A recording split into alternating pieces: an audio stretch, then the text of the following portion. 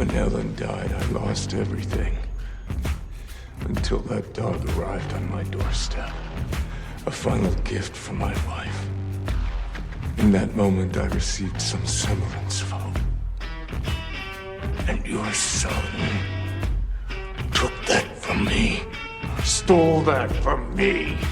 Killed that from me! People keep asking if I'm back. And I haven't really had an answer. But now, yeah, I'm thinking I'm back. Operation. We don't need bigger knife. Welcome to Now Playing's John Wick retrospective series. To him, this isn't vengeance. This is justice. Hosted by Justin. You wanted me back. I'm back. Jason. Are you here on business, sir? Afraid so, Francis. And Arnie. You look good. And here I'd feared you'd left all this behind. These podcasts contain detailed plot spoilers and harsh language. So I guess you have a choice. You want a war? Or do you want to just give me a gun? Listener discretion is advised. We're not going in like the old days. It's just a conversation. Nothing's ever just a conversation with you, John. We're killing strangers so we don't kill the ones who we love. Today we're discussing the Continental from the World of John Wick, starring Mel Gibson, Colin Woodell, Michelle Prada, Ben Robson, directed by Albert Hughes and Charlotte Brandstrom. This is the Now Playing co-host who doesn't look good in an ascot, but looks great in a cravat, Arnie. This is Justin. And I'm Jason. Jason, welcome to the show. Longtime listeners and careful listeners know Jason because he has been on our Halloween movie reviews when we reviewed that new trilogy of movies. You were at the conventions and reporting in and following those movies so loyally, and we had you on talking about those. You also did some book reviews with Jacob. Yep, those were good times. And I'm very happy to be here. Well, you're coming in here at a good point with John Wick. Now, Justin, and when Jacob was with the show, reviewed the first 4 John Wick films.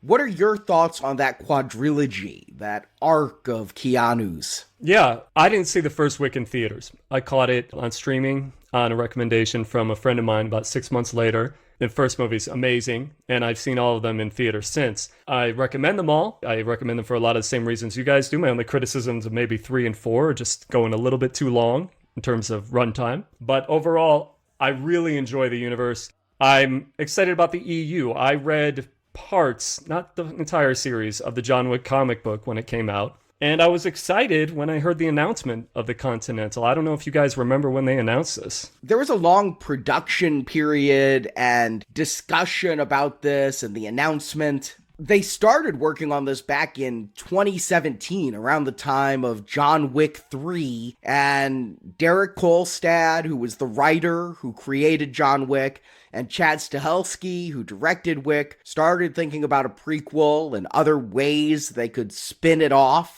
But it finally got announced in 2021, post-COVID, when they said, and we have our star, everybody's favorite, Mel Gibson. I think, should we go around and kind of gauge how everybody feels about Mel Gibson? I mean, we could start with Arnie. You're like me, you're a Lethal Weapon fan. Yeah, like so many people in Hollywood, I believe he's a shit person who can make some good films and who I can enjoy watching on camera. And I think people have kind of, I guess, forgiven him his anti-Semitism and his sugar tits rant and said, hey, we're still going to think about giving you an Oscar for Hacksaw Ridge. And you still have the second highest grossing R-rated film ever with Last Temptation of Christ. I mean, his public shaming turned him into a weird character that hangs out behind the cameras a lot. And when he does appear on film, it's often these days kind of as a menacing presence. He's now playing the villain, or in those Daddy's Home movies where he's playing kind of the threatening grandfather.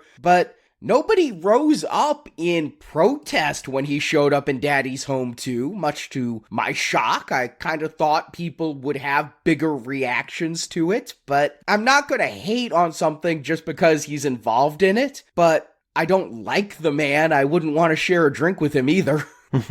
Yeah, no, I feel pretty much the same way. Like, he was good to great in a few things back in the day, but I would never say I was a Mel Gibson fan. I don't think he ever got me out to a theater just because his name was on it. But yeah, recently it feels like anytime his name pops up, it's for some shitty thing he did or said. I don't know how he survived the criticism and just kind of continued on. Maybe he's Teflon, but when I see his name pop up, my first instinct is to be like, yeah, that's not great, but we'll see what happens. Yeah, it comes down basically to what we've talked about when discussing mostly directors. You know, when we talk about Roman Polanski, how you have to separate the art from the artist. It feels easier to do when the artist is behind the camera instead of shoving his $1 million grin in your face. But let me just go out on a limb and say I think Mel Gibson is a good enough actor that I forget it's Mel Gibson most of the time when I'm watching him in a role. If I'm thinking of him as Mel Gibson, it's already failed. Here, I didn't think about Mel Gibson a lot. I thought about Cormac O'Connor, the character he plays. So I think he can still dive into a role that way. I have to say I was a little surprised when they announced this, and I remember the announcement to come out and say that our star of the series is going to be Mel Gibson. It's box office poison for television. And you mentioned when they announced the show, Arnie, this was in the era of peak streaming. This is when all of the Netflixes and the Maxes, everybody needed, you guys know the term, a killer application. They needed something to get people onto their service. The Mandalorian. Ted Lasso does it for Apple TV. This was Peacock's swing to do a John Wick prequel and then add Mel Gibson in as a cast. It's almost like, hey, we've got a big announcement and we're going to shoot ourselves in the foot right away. Yeah, this wasn't even supposed to be for Peacock. It was supposed to be made for Starz, and it got sold to Peacock.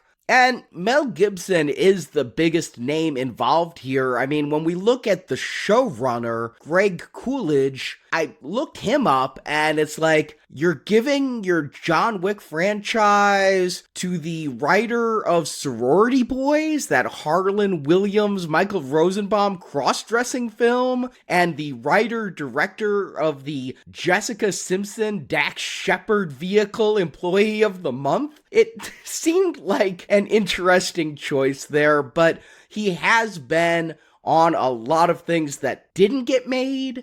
I'm guessing that he just impressed people with his ideas and not necessarily the stuff he actually put out. Yeah, not a lot of credits that I recognize much of in any of these creators' resume. Well, you know whose credit I recognized was Albert Hughes, who's directing a couple of these episodes. And I don't know if you remember, Albert Hughes, Alan Hughes together, they were part of a wave of black directors that got noticed really in the early 90s. Guys that came up after Spike Lee, John Singleton, probably the most famous one that people know, Ernest Dickerson, Carl Franklin, Rusty Cundieff, who did Tales from the Hood. The Hughes brothers did Menace to Society and Dead Presidents. Then they went on to do the Johnny Depp picture From Hell, the adaptation that I hope that we get to someday. We could discuss as part of our comic book series. But I had a lot of faith in him, especially when they said this is going to be a late 70s setting. I love New York City in the late 70s on film. I wasn't alive for it, but movies like The Warriors, Cruising, those are great movies. And I'm not even talking just about dramas or action movies. I love Tootsie. That's there in the early 1980s. So I was excited about seeing a show that was set in this era, what I thought was going to be the birth of the Continental. I'm not quite sure that this is the show that I thought it was going to be. Were you excited for this, either of you? Because I've got to be honest, these days I am exhausted by television spin-offs of movie series and franchises deciding they have to be on every platform. Marvel, Star Wars, Lord of the Rings, everything has to be on all platforms at all times. And so when they announced they were doing a John Wick television series and that Stahelski wasn't directing and Keanu wasn't involved at all, nobody from the movie series was really involved outside of like being a producer, I kind of just shrugged. I didn't pay a whole lot of attention when this came out. I was kind of listening to feedback on our Facebook page and things to see what people said about it, and I heard it was okay-ish, and so I never really felt like I was tempted to check this out. And then I knew we would be covering it for the show, so I definitely wasn't going to watch it voluntarily on my own.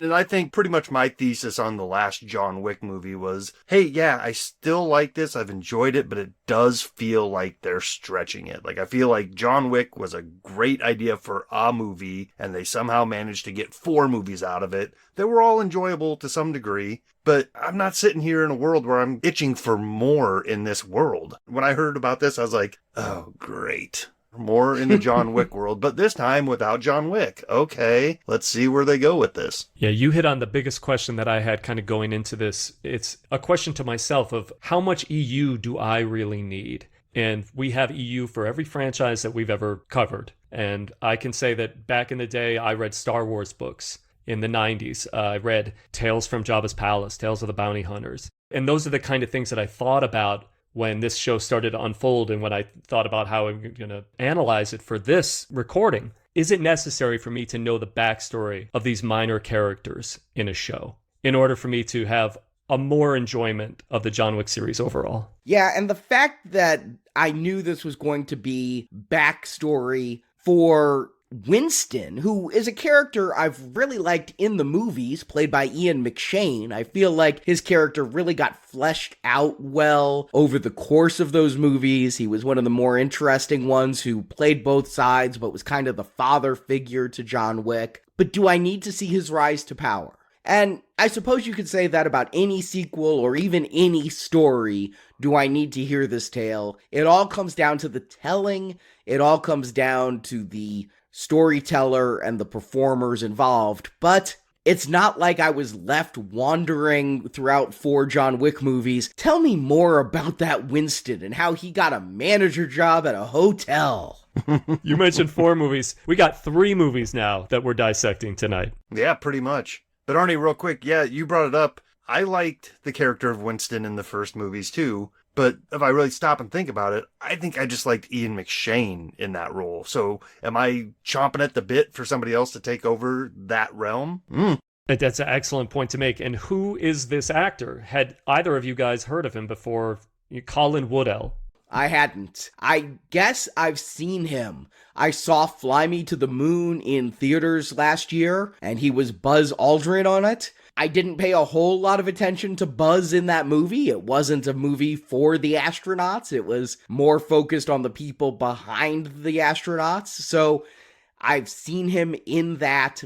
And I watched the Purge TV series, so I've seen him in that too. But I don't know him. He's never stood out to me as one to watch. Yeah, same here. I didn't know who he was, and looking at his list of movies, I recognize a few of them. I recognize that ambulance movie that came out in the height of the pandemic that I never saw. It's a Michael Bay movie. Oh yeah, I saw that one too. And I saw the second Unfriended film. I don't know why, because the first Unfriended film was shit. I don't know why I went back for more. It's like, oh, I hit my thumb with a hammer. Let me do that a second time. But I saw it. So we don't know any of these actors besides Mel Gibson. And now we're going in. All right. And yeah, you mentioned, Jason, that we are covering 3 movies. It's kind of weird how they released this. They announced this was going to be a 10-episode series, and it became a 3-episode series. And I'm like, well, is this like RoboCop Prime Directives? Are we going to have 3 reviews out of this? I mean, it actually may be more like RoboCop Prime Directives than I want it to be. But is this 3 separate movies that comprise a trilogy? Or is this a TV series that was just 3 episodes long and each episode was about 90 minutes? And having watched it, yeah, I think it's more the latter. I mean, I don't feel like there's a cohesive story that takes place in each one. It is one arc from the beginning. I thought when I started this that maybe the first episode would take place in the early 70s, the second episode in the mid 70s, like it might be different eras of Winston's ascension. But no, this whole thing takes place in a few days, so it's definitely one miniseries, one series, however you want to look at it. Well, the different eras thing sounds like a much better pitch. I kind of would have bought into that one. I suppose that means we should just start talking about what we're here to talk about. Arnie, why don't you give him the plot? The Continental takes place in 1970s New York City and tells the story of how Winston Scott, played by Ian McShane in the films but played by Colin Woodell here, rose to power and became manager of the Continental, the only 5-star hotel that is assassin-friendly. I don't even think you have to pay an extra cleanup fee. The story starts in the 1950s when Winston and his brother Frankie were poverty-stricken boys who start working for crime lord Cormac O'Connor, played by Mel Gibson. It's nice to know Mel has such range. He can play anything, including O'Connor. He can be Irish, or he can be Scottish as Braveheart, or he can be Australian with Mad Max. We're going to talk about Mel's accent, the lack of one and the one he tries. The boys got caught torching an apartment and Frankie took the fall. Frankie went to prison and upon his release went to fight in Vietnam. Then as an adult, he came back to work for Cormac, who was now the head of the Continental Hotel. Winston, on the other hand, was sent overseas where he grew up in privilege and became a wealthy con artist. Things take a turn when Frankie betrays Cormac and steals a prized gold coin press, one of the rarefied boxes that make the gold coins that are currency in the assassin's world. Cormac is given 3 days by the high table to get the box back. Thinking Winston may know where Frankie is hiding, Cormac has Winston abducted from London and brought to New York. Though Winston doesn't know Frankie's location, he goes on a hunt to find his brother to help him escape from Cormac. His search leads him to Chinatown, where he meets gun-running siblings Lou, played by Jessica Elaine, and her brother Miles, played by Hubert Point du Jour, and their friend Lemmy, played by Adam Shapiro. Miles and Frankie served together in the war. Winston eventually finds Frankie and Frankie's Vietnamese wife Yen. Winston tries to help his brother escape, but Cormac's mercenaries are on their tail. Frankie sacrifices himself so Winston and Yen can escape, but Frankie has hidden the coin press. In episode 2, Winston swears to avenge his brother by killing Cormac. He tries to assemble an army by meeting with Maisie, the Bowery Queen, and also meeting with Cormac's right-hand man, Charon, who was played by Lance Riddick in the movies, but is played here by Iomide Edgun.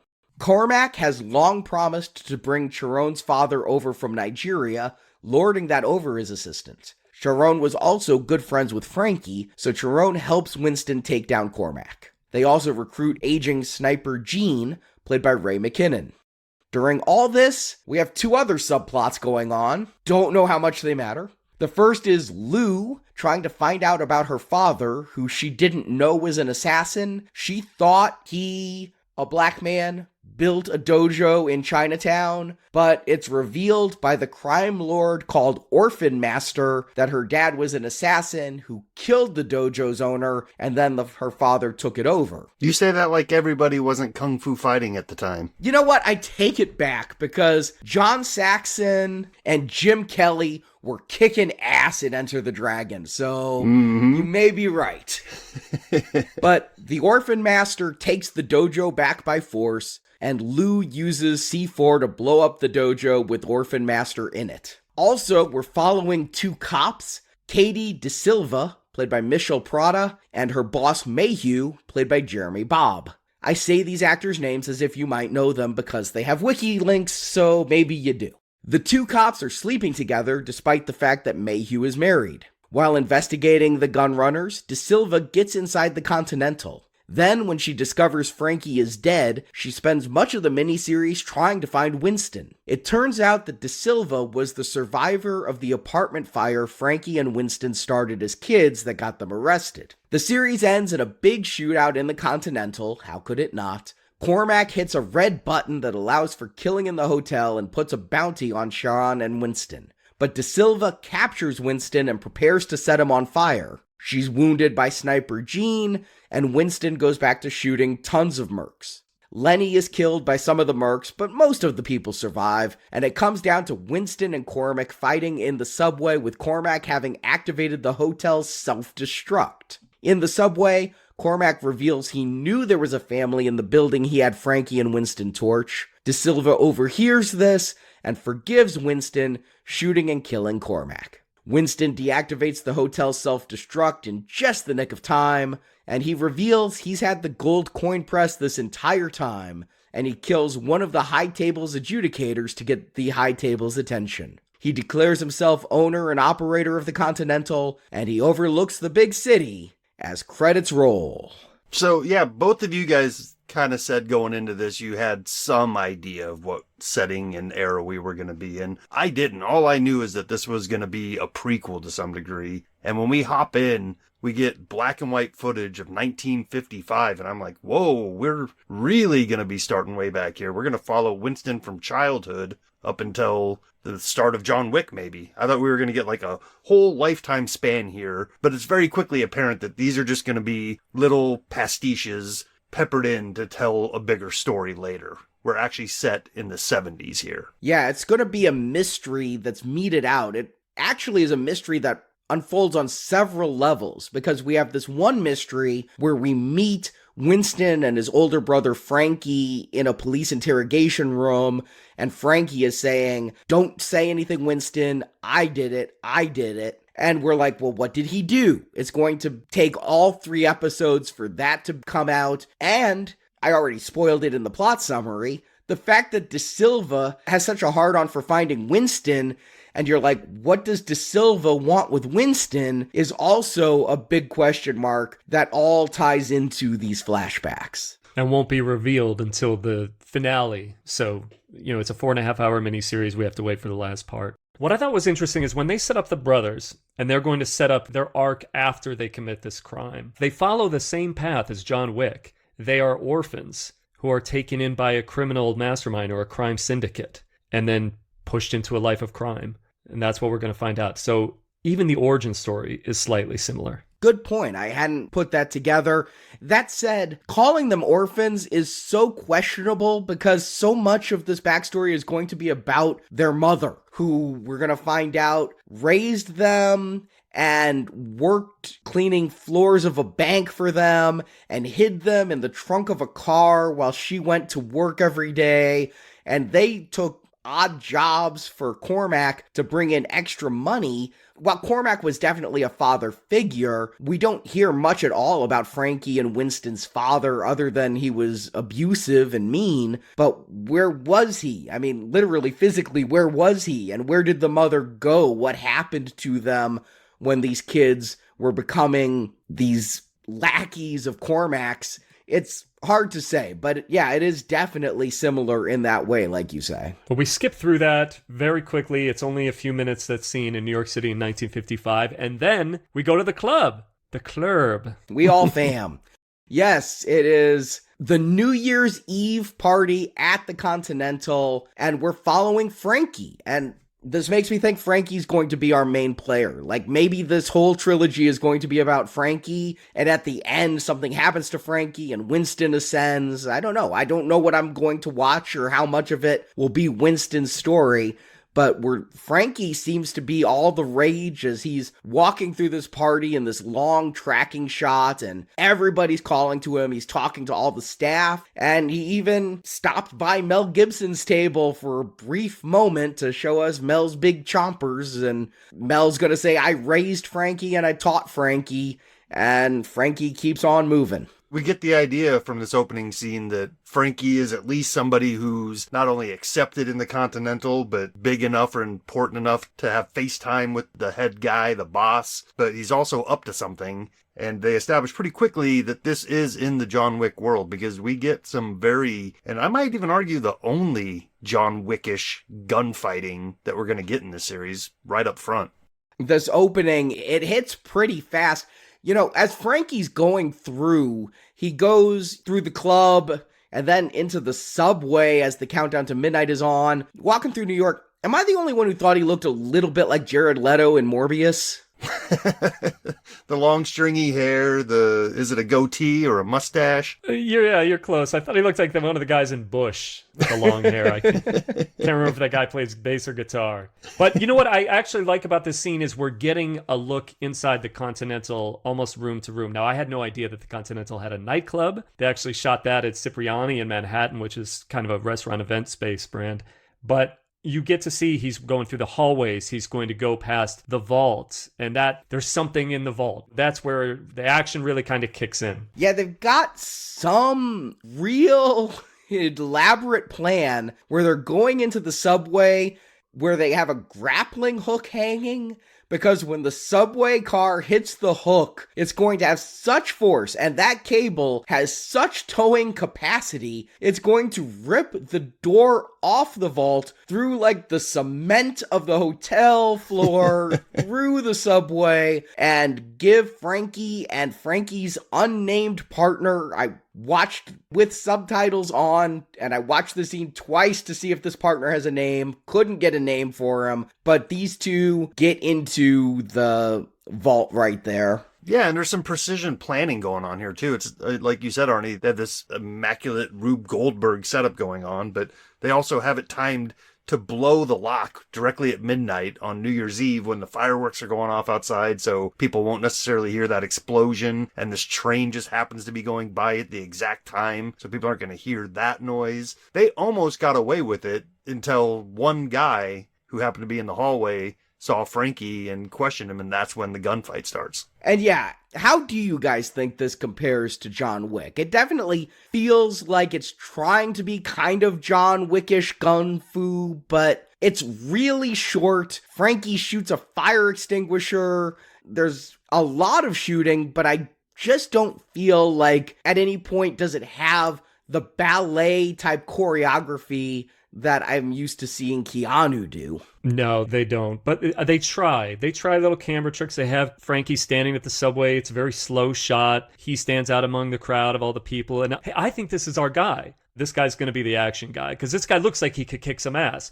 We'll get to the guy who plays Winston. It's a little bit the opposite. Mm-hmm. And to that point, Arnie, that they're trying to do John Wick here, I think they're doing it decently, but what is obviously missing is Keanu's love for this character that he always seems to bring, because he always wants to bring that realism in. We've seen the behind the scenes stories where he's talking about how many bullets would be in this type of clip, and he's always looking for that type of thing to be on screen. Here, I feel like they're just throwing that type of stuff to the side and saying, look at the spectacle on screen. That's what we're bringing to you. And I'm going to throw one thing out here at the very beginning, because we may end up talking about it a lot in this show. I had a lot of notes on the music that's going on here. We start with I Feel Love, which is a terrific disco song, but it kind of puts you in the era. So that's to let us know that this is happening. I thought it was about 79, 80. That's where I tried to add up the music, things like that. I'm not quite sure that all the math adds up when you go back to the John Wick movies and you try to say, John Wick 3, Winston says, I've been in charge of this hotel for more than 40 years. Then that doesn't add up that way. But I think that they really try to pinpoint the era using the music. And there are times when I like it. And then there are times where I feel it's Kong Skull Island, if you get that reference. I mean, yeah, you said we'll talk about it throughout, but to me, it's one high point. I like a lot of the selections they make. There's a lot of Santana going on in here, and it's all period accurate. It's one of my favorite things is to juxtapose violence on screen with a song that doesn't necessarily go with it. And they do that quite a few times here. I think it's a good choice. So we have Frankie and his partner. They're ripping off the bank vault. That subway scene is actually pretty remarkable, the way that they catch the grappling hook onto the subway car. It yanks the vault door open.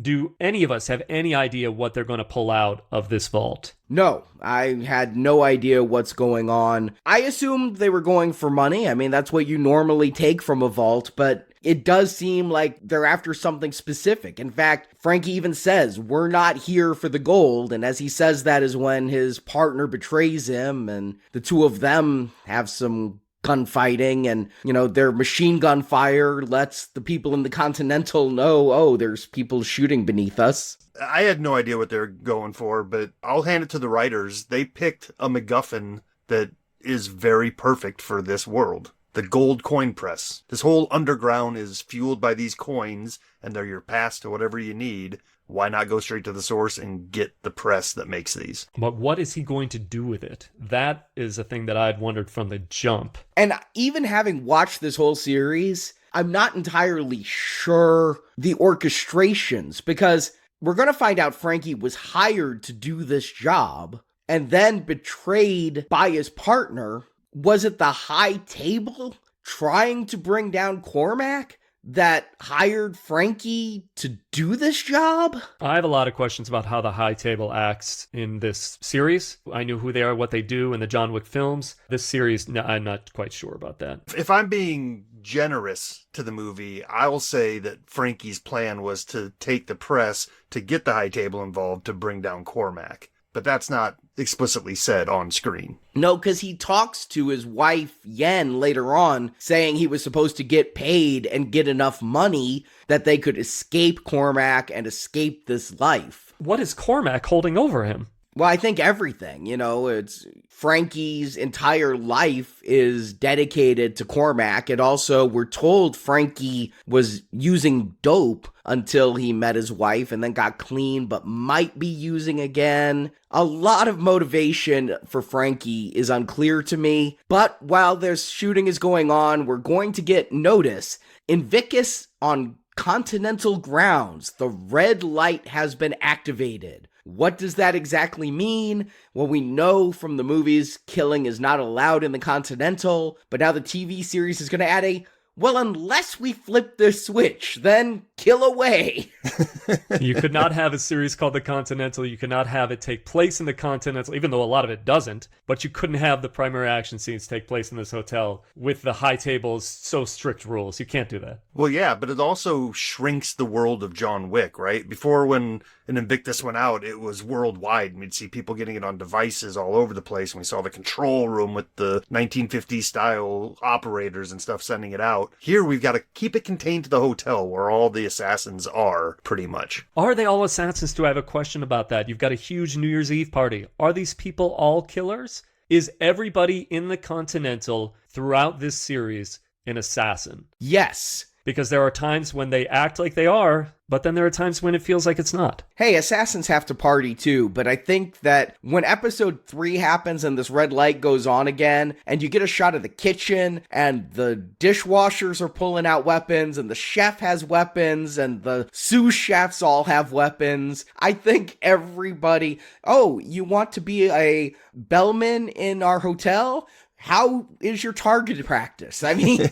Yeah, everybody's on board. But Frankie's gonna jump out a window, like a 6-story window, land in a pile of garbage, and be picked up by a Vietnamese woman in a yellow cab. We're gonna find out this is his wife, Yen, who he met in Vietnam. We're gonna get to see that in a flashback in episode 2. And then we get our opening credits finally. We had quite a prologue before that happened with this first episode. And as the opening credits wrap, we take into London, where we are introduced to Winston, who appears to be a young man, maybe early 30s, I would say he's supposed to be in here. Seems about right. Indiscriminate. I could say anywhere from 27 to mid-30s, yeah. I mean, if we go by the age of the actor, he's 33 now, so that would make him, 31 when this was filmed, so... And if he was maybe 12 when it all went down in the 50s, that would kind of fit with being about 30-ish somewhere in the 70s, so yeah. And I gotta say, the way that this series starts does keep me guessing, what the hell are you doing? What is this series going to be? Because we had that big action scene with Frankie, and now we see Winston selling parking garages, car parks in London to an entrepreneur. Yeah, Patrick Bergen from Sleeping with the Enemy. It's been a minute since I've seen him on screen. That's the other actor that I recognize here. But yeah, they introduce Winston, and he's sort of a con man, handsome rogue type fella. He has the ascot, so we're not going to get the origin of the ascot, which is great. This isn't Solo.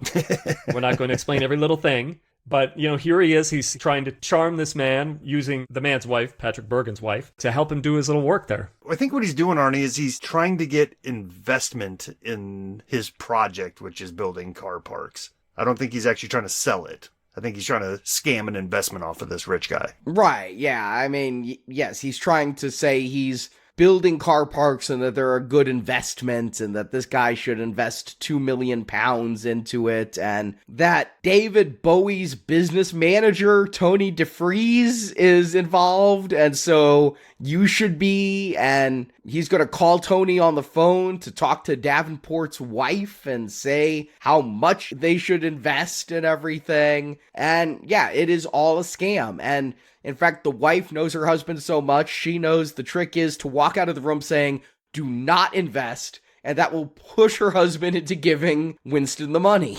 So we set Winston up as this kind of con man. And that's what I'm looking at. Now I'm thinking to myself, okay, so he's a schemer, but he's a handsome schemer. He dresses well. This is what we're going to see throughout the show. And we'll get to it, but do you see him employing these con man skills throughout the series? Because I don't. I feel like this is an introduction to a character, and they're going to change that character immediately when he gets kidnapped and brought back to the United States. Well, I don't know about conning, but being convincing and using his words. I think we do see that skill set a couple times throughout where he's going to bring people on board by talking them into it. Yeah, he's a smooth talker. He's a planner. He's a leader. He's the brain man behind this con. And I guess he's also kind of sexy because Miss Rosalind isn't just in on the scam. She's also in Winston's bed. Well, right up until some masked men come in and snag him and drag him away. I know we want to get Winston to New York. I know there's plot reasons. But you gotta think, if somebody who you are a father figure to robs you, the first person to go to wouldn't be the other guy who you're a father figure to, who you know has been in London and hasn't talked to his brother in 20 years, and abduct him and put him on that 12-hour red eye from London. I just assume he has a bag over his head the entire time. Like, he doesn't know where he's going. Right. So he can't figure out from the turns and bridges and everything they go over. This brings up the problem that I've had with John Wick travel in the past, where it's just like they're magically in the next country. It's like we're not worrying about passports. Obviously, they're spies and they have ways to do it, but it's always just magically they're there. I do like that we're in an era now where period pieces like this can just casually show the World Trade Center in establishing shots again without it feeling icky or exploitative. It's literally just there because that's the period of time we're in and we're establishing we're in Manhattan. Maybe this is a good time to talk about how the series looks in terms of, does it feel authentic to you as a late 70s, early 80s kind of a thing? Because they shot a little bit of this in New York, they shot a little bit of this overseas, and they shot a little bit of this over on sets. They shot a lot of this overseas. It was primarily filmed in Budapest. So while, yeah, they did a little bit around, I never get the New York feel. You know, again, I've talked about it on so many podcasts, how I love New York. Even that stupid Mazes and Monsters movie, I loved seeing early 80s New York City and having that reality feel. Here, when they're outdoors, it feels more like they're in Dark City than they're in New York City, you know? It's always nighttime almost. There's always dead-end streets. It feels a little backlotty or green screeny, but it never feels like New York to me. Even though at one point you're gonna have just some random voice extra scream, "Hey, I'm walking here." I caught that. You guys heard it, right? Yep. I mean, it's really loud in the mix. Way to go, Ratso. But it's not a New York feeling movie, and I feel it's not even all that 70s feeling. I know it kind of is a little bit brownish in hue, and we're gonna have characters with afros and things, but it just doesn't feel anything more than like a 70s night at a local bar. I mean, I'll give it a little more credit than that. I do feel like they put effort into making sure it feels period appropriate, and I do get the feel of dingy, gross New York streets and bad neighborhoods, and every car on screen seems to be of the time. You know, I'm not seeing anything that looks like it might have accidentally been a 1983 model or anything. It's all these big metal boats driving down the street. So I'll give them that. It wasn't as obvious to me as it sounds like it was to you, Arnie, to the point where it was pulling me out. I was going along with the setting just fine. Well, to me, believability and authenticity are really important. And look, a movie like David Fincher's Zodiac, American Gangster, or even Joker, that take place kind of in this era, they feel like a more lived-in world. And this production had a lot of money behind it. There was $20 million per episode to make this. At $60 million, that's more than a couple of the John Wick movie budgets. They could have done a lot to really make this feel like a lived-in New York City. You know what else didn't feel real to me, though, is Colin Woodell as Winston. Ian McShane has this accent and this way of speaking that he has had since birth. And whether he's Blackbeard in Pirates of the Caribbean, or he's in John Wick, or he's in American Gods, he has a gravitas to him that just is there. And now I get, we are seeing the creation of the man. This is Winston before he was Winston. But shouldn't he still speak about the same? I mean, come on. Shouldn't you have gotten someone from England to do this, not someone from California? Or somebody from Scotland. Thank you. You can't put an ascot on the guy and say you're Ian McShane. Yeah, no, I'm right there with you.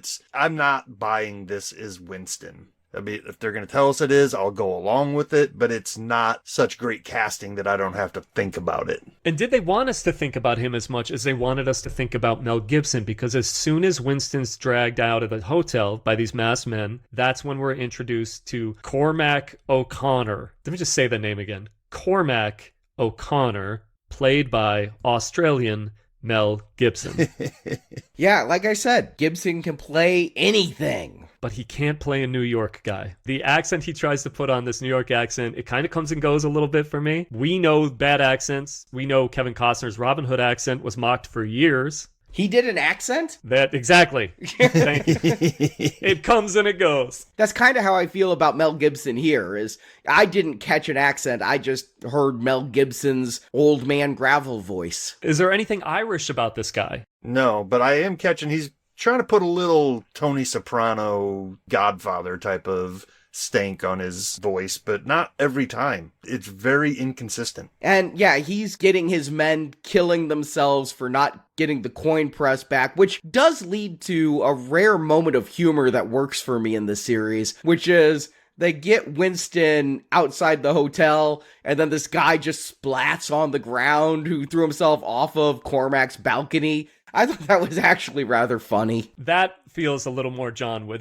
That's the kind of sick sense of humor that a John Wick movie might have, that scene. So that felt very Wick to me. Yeah, but at the same time, it is funny, but it also brings up questions of, yeah, I get that there's this clandestine hotel and the police know to stay away and there's nothing they can do about it. But when you start throwing bodies out the window onto the street, law enforcement's going to get involved, right? Like, that's outside of whatever you do in your walls. We're not going to bother you. You're putting dead people on the street. I suppose they could make an excuse that it was just a suicide or something. But it struck me in that moment where it's like, come on. People are going to notice this. Yeah, and you know what? There's a criticism of mine that I might bring up a little later in the show. There's a lot of innocent people who get killed in this series.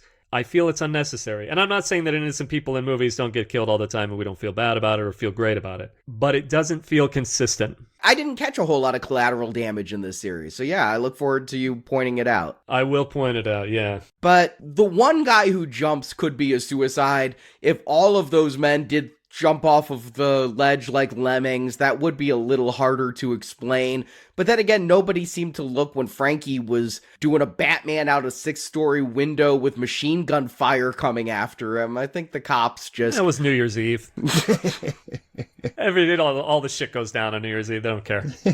We're also introduced in the scene, though, Chiron O'Connor, the Nigerian Irishman. It is the late, great Lance Reddick's character of Chiron being played here by a new actor, a much younger actor. And much like Lance Reddick was for Winston, here the character is the right-hand man for Cormac. And you say young, they even make it a point to say at some point that he's just a teenager at this point. So he's 18, 19, really young to be in this life and as well put together and in charge of so many things as he seems to be. And Winston is going to be taken up to Cormac, and I think here our plot's gonna get going. We're gonna finally have some momentum. We got our players on the board. Let's go. Wait, who's fucking who? We're suddenly in the middle of a kinky sex scene with this woman riding this handcuffed guy in bed. I'm like, okay, this was not what I was expecting. No, the two cops were introduced to us in flagrante delicto. We're going to get, you brought it up, Justin, how the police act around the Continental and how they may tend to ignore what goes on inside. We're actually going to meet cops in this series, not for the first time, because John Wick always had that one cop that kind of came around and said, "Is everything all right, John? You working again?" And he's like, "Yeah, everything's fine." But that's the only police officer that I ever remember in this series. We've seen shootouts all over this universe where the cops don't roll up. Now, all of a sudden, for this show, we're going to get a new subplot, new characters here with these two cops, KD and Mayhew. And not only is it a little bit out of pocket for the John Wick universe to have us follow cops as characters, I feel like nudity is a little bit out of pocket for this series. Like, I know they've been sexual before, but I don't remember any full-on frontal nudity before in this series. No, not even in the first one where there's a big shootout scene in kind of the hot tub place. I knew we really hadn't seen it. I mean, John Wick has been so loyal to his dead wife since part 1. He never had any time for sex scenes. But yeah, this did feel like out of a different series, that we've got these two cops, one of whom's married, and it's kind of a messy relationship because he wants more from her than she wants from him, even though he's the married one. I kept thinking this was going to go places. It never went. I kept thinking, like, oh, Mayhew's going to be a corrupt cop, but De Silva's going to be a good cop. No, that doesn't really happen.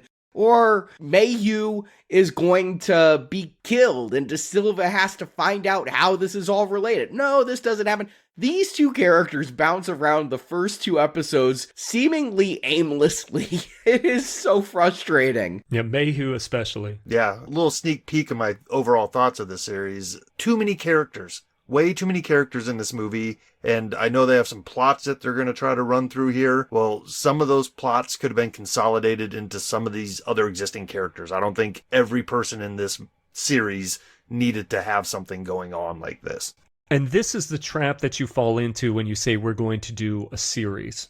We're not going to do a prequel film. We're going to do a show. And even though they took this and they made it into 3 90-minute movies, it feels like we're at 9 episodes. Or maybe 6, if they were 40 to 45 minutes each. I agree that this feels just like the trappings of television adaptations. Like with the Star Wars Obi-Wan series, I was so excited to see Ewan McGregor back that I really need to see all the Office Space-like scenes of Imperial bureaucracy and dealing with those characters. No, I want to spend more time with Ewan and maybe Hayden. You know, I didn't necessarily need the rest of that. And yeah, when you're taking something and stretching it out, you're involving more characters and you want to give those characters something interesting to do.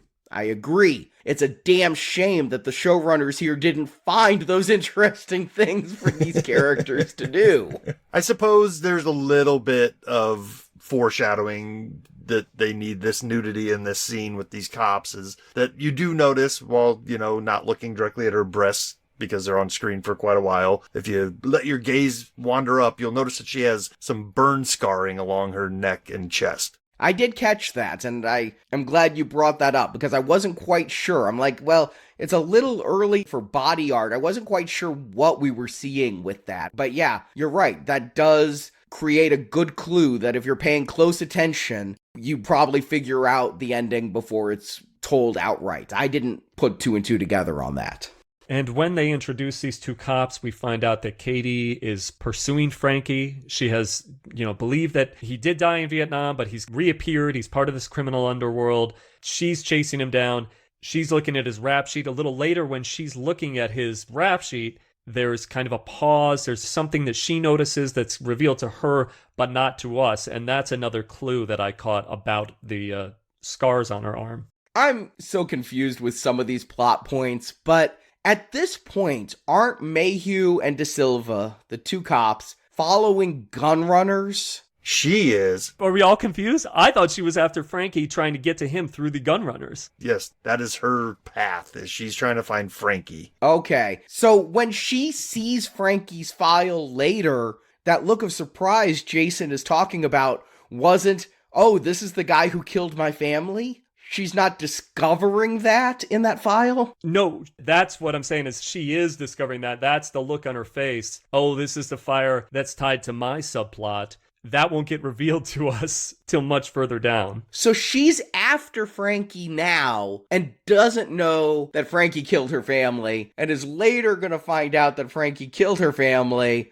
Okay. This is coming together a little bit. It was really confusing to me during those first episode especially, because they just keep saying they're following people for the product, and I'm like, what are the products? Why are you not saying what you're selling? Are you selling drugs? Are you selling guns? Are you selling gold coins from the underworld? What is the product? And who are these people? And in between police scenes, we're given another set of character introductions to the point that I'm never sure in this first episode who Mayhew and De Silva are following, who goes into the Continental, and why Mayhew then tells De Silva to back off. I figure it out in retrospect, is that De Silva wants to go after a suspect into the Continental, and Mayhew, as her boss, is like, we don't go into the Continental, but I can't say that outright.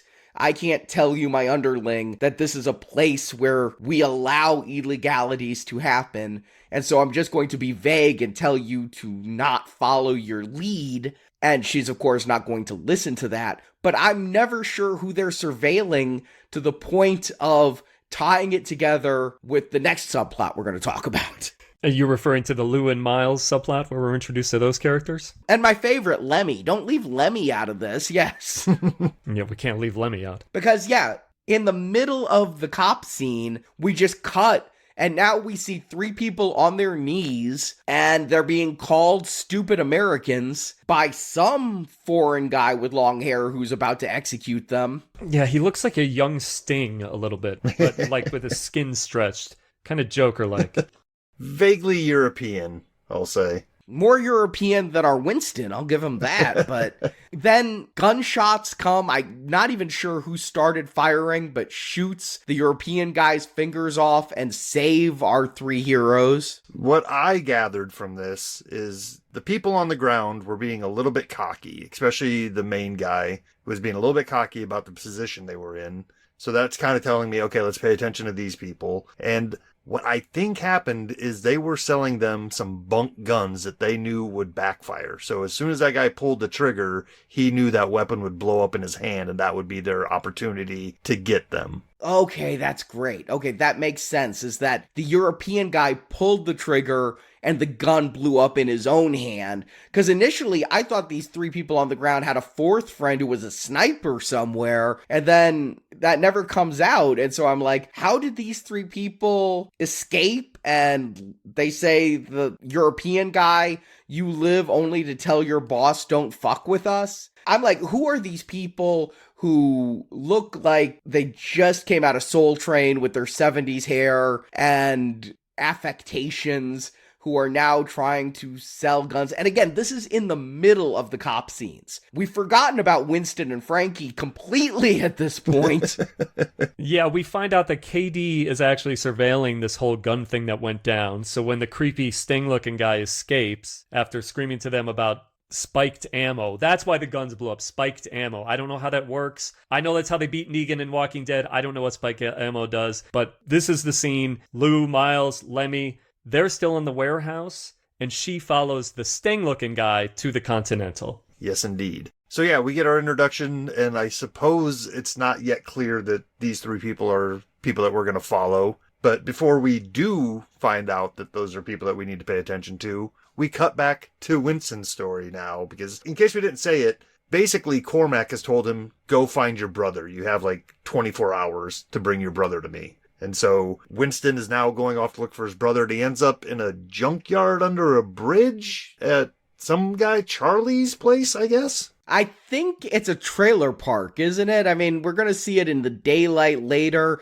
There's a trailer there anyway, and there's a bunch of people standing around a fire, so I'm not quite sure, but Charlie is a character we've seen before. Uncle Charlie was played by David Patrick Kelly in the first couple John Wick films, you know, David Patrick Kelly from Twin Peaks and Warriors come out and play. And Commando. Don't forget Commando. And here he's being played by Peter Green, who brought out the Gimp in Pulp Fiction. Oh, yeah. Yep. He had a small part in Usual Suspects. Well, he was Redfoot. Yes. That's all I remember Peter Green. I'll remember him from that movie, and I'll remember him from Judgment Night, too, Arnie, if you remember that. Oh, I remember Judgment Night. There's one I'd love to talk about someday. But he will have on his gravestone, Zed's dead, baby. Zed's dead.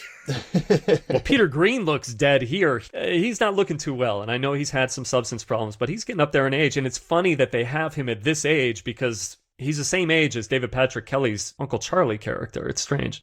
Well, David Patrick Kelly is 20 years older than Peter Green. So 70s, I guess John Wick takes place in the aughts. So, or I don't know, with their flip phones, maybe it's the 90s, maybe it's the Matrix. I don't know where John Wick takes place, but I feel like I'm picking at a lot of nits here, but this is the show that they're giving me. I came here for a John Wick spin-off series. I get these cops. We're at Lou and Miles. We've only had 2 scenes with Winston up at this point. I think a lot of things introduced in this Charlie scene are going to matter, and they don't. Like, Charlie himself, I think, is going to matter, and it really doesn't. We are going to have one of Charlie's friends talk about how he is a chopper pilot for rich guys on the Upper East Side, which is better than flying in Da Nang, and he's going to come into play during the climax of episode 1. But then Winston's going to be like, Charlie, aren't you going to give me a car? Aren't you going to give me a car? And he's like, all right, I'm going to give you Maria. And I think this is going to be the car for, like, the entire series. Like, if you made a John Wick figure line, you would have a Maria car with it the same way you have John Wick's Charger and all of that. And this car is going to be used for, like, half an episode and then discarded.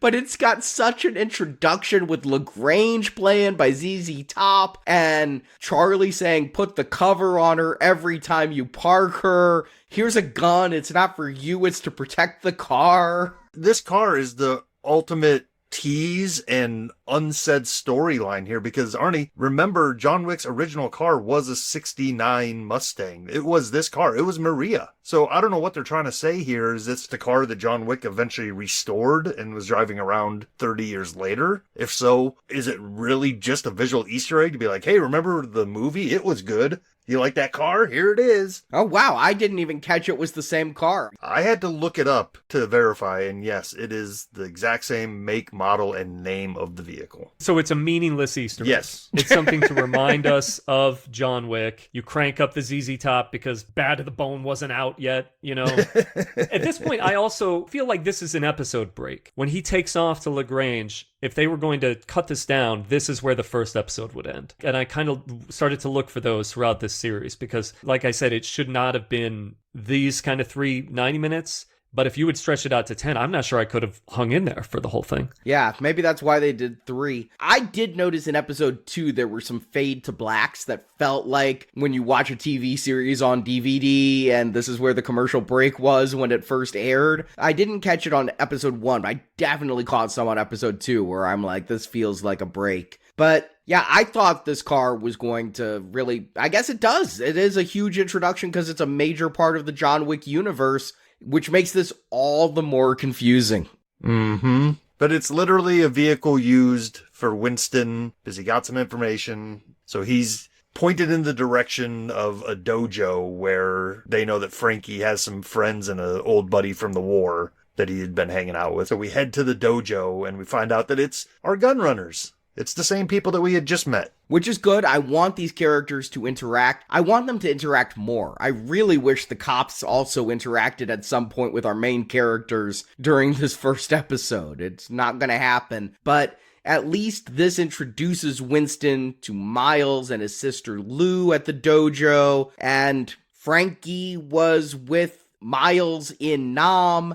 Again, the backstory on Frankie's a little iffy because what we're going to hear is he was selling weapons with Miles, but then he became unreliable because he was using dope. But he also supposedly got off the dope when he met his wife in Vietnam. There is a lot of Vietnam backstory that these characters talk about, and it's an emotional detour that isn't exactly necessary. These are not the show's core characters. I mean, Frankie's not going to last long enough for us to really get to know him, but it kind of distracts a little bit from the central momentum here, which is something was stolen. Where's Frankie? We haven't seen this guy for 35 minutes. They just yanked Winston back over from London. They said, go find your brother. And he tells Mel Gibson, I don't care about my brother. I'm not interested in this. And yet Mel thinks he's going to be a reliable guy to go find Frankie. And he apparently does. I'm not sure why. I suppose Cormac threatened his life or whatever, but it's, go on the run. We can avoid all of this. How do you guys feel about the karate dojo subplot? When we get introduced to the Burton dojo, where Lou and Miles and Lemmy hang out, we learn that there are gangsters that are trying to claim the dojo, and this becomes a subplot that kind of runs through, but it has no impact on the overall Winston Continental story. Yeah, it feels like more needless character development, because I don't need as much backstory for every character as they're giving us. I feel like we can get an idea of who Lou and Frank and all these guys are with just a few lines and some scenes to show us what they can do. I don't need every one of them to have a demon to exercise or a problem that they need to work through. We know Lou doesn't want to use guns. She's holding on to the dojo because it was her father's, and it's too much. It's too much for a 10-episode series. It's too much for 4 hours of content. I agree. This is needless because when you tell a multi-layered story and you have a lot of subplots, great writing is when all of those disparate plots come together in an unexpected way and tie up together at the end. This is like if you're playing a video game and there's a complete side quest that has nothing to do with the main plot, but you get a trophy if you go and do this extra thing, you can go and do it. But it doesn't involve Winston in any way. It barely involves the world of John Wick in any way, except we're going to find out her father was an assassin. And so I guess that relates to the Continental. I guess he might have partied there some New Year's Eves before he died. But it's so dramatically unfulfilling and so melodramatic. And this actress playing Lou just gets all these scenes of looking pensive and upset and staring at pictures of her father and staring at guns. It's so overwrought. I will use this word. I hate this subplot. The dojo subplot. Yes. I mean, I get that they need a base of operations and they need a nice way to give Winston access to people and weapons and all that stuff. Fine, have the dojo, have these characters. We just don't need the whole subplot of Lou coming to terms with the fact that her father wasn't necessarily a great guy. It's needless, and it adds more characters than needed when we start getting into the Chinese street gang. There is a lot going on in this first episode, and my criticism is that we're not focused enough on Winston. You mentioned the demons to exercise, Justin. Winston is supposed to be, we're told, I don't feel it, but we're supposed to be sad, like he feels terrible about this fire that he started all those years ago, and he's haunted by it. I don't really get that from the character. I didn't get it in his introduction. I didn't get it from the scene where he's kidnapped and brought back to Mel. I didn't get it when he's facing Mel. But we're told starting this fire and killing these innocent people has been hanging over him all these years. But I don't see that in this guy, especially not in this first episode. No, I don't see it at all in any of them. He'll say the words, but this does not feel like a character with a dark past. He feels, after this episode, like a character on a mission of vengeance, but it's not like he's ever trying to atone. I agree. That's an excellent point. Yeah, no atonement. But we're going to find out from Miles to go to a movie theater, and there's a repeated motif in the series of like children's entertainment during violence, be it a commercial for Mounds and Almond Joy candy bars, or here Woody Woodpecker is playing while Yen comes out of nowhere and starts attacking Winston. Maybe that is the humor of the showrunner. I mean, he used to write the comedies. And hey, I'll I'll say these little touches I'm enjoying. I am enjoying some of the nostalgia that they have playing on TV. There's a Slinky commercial at some point, I believe, and a old school Alka-Seltzer commercial, and like Arnie said, Woody Woodpecker. These are all fun little things for kids of the 70s like us. So yeah, that's great, and it helps build the world a little bit, but I'm more concerned with the fluff and barrage of characters that are being thrown at me at this time to truly enjoy those little things. I know. I mean, we haven't seen Frankie and Yen since the very beginning of this episode, and here they are coming back into it and having this dramatic reunion of brothers and... Oh, you guys, we are forgetting, before we even get to the reunion, we have to meet the Department of the Adjudicator. Oh, I didn't forget. It's just, it has so little to do. We have another character, the Adjudicator, played by Katie McGrath. We never get to see her face, but she was Bryce Dallas Howard's assistant in Jurassic World, if you remember that role. It was actually a pretty big role. She's the one who got picked up by the bird? Yeah. You know, dinosaur? Oh, great death. Great death in a PG-13 movie. So she's here and giving Cormac 3 days to get the coins back. Yeah, her and her henchman. It looks like a jacked up flea with eyeliner. Yeah, I got a real flea vibe off of him too. Or remember the old Australian Energizer guy? The Oi! Yes, thank you. I love that. So we were introducing an adjudicator is first they're torturing the guy that Frankie was working with before they go to meet Mel. And then she's threatening Mel. And then Mel is like, get me the weirdos. Wait, they're all weirdos. Get me those twins, Hansel, Gretel, whatever they're called. And that's where we get to see, it looks like, if you remember the Saturday Night Live skit with Mike Myers, Sprockets, and Would You Like to Touch My Monkey?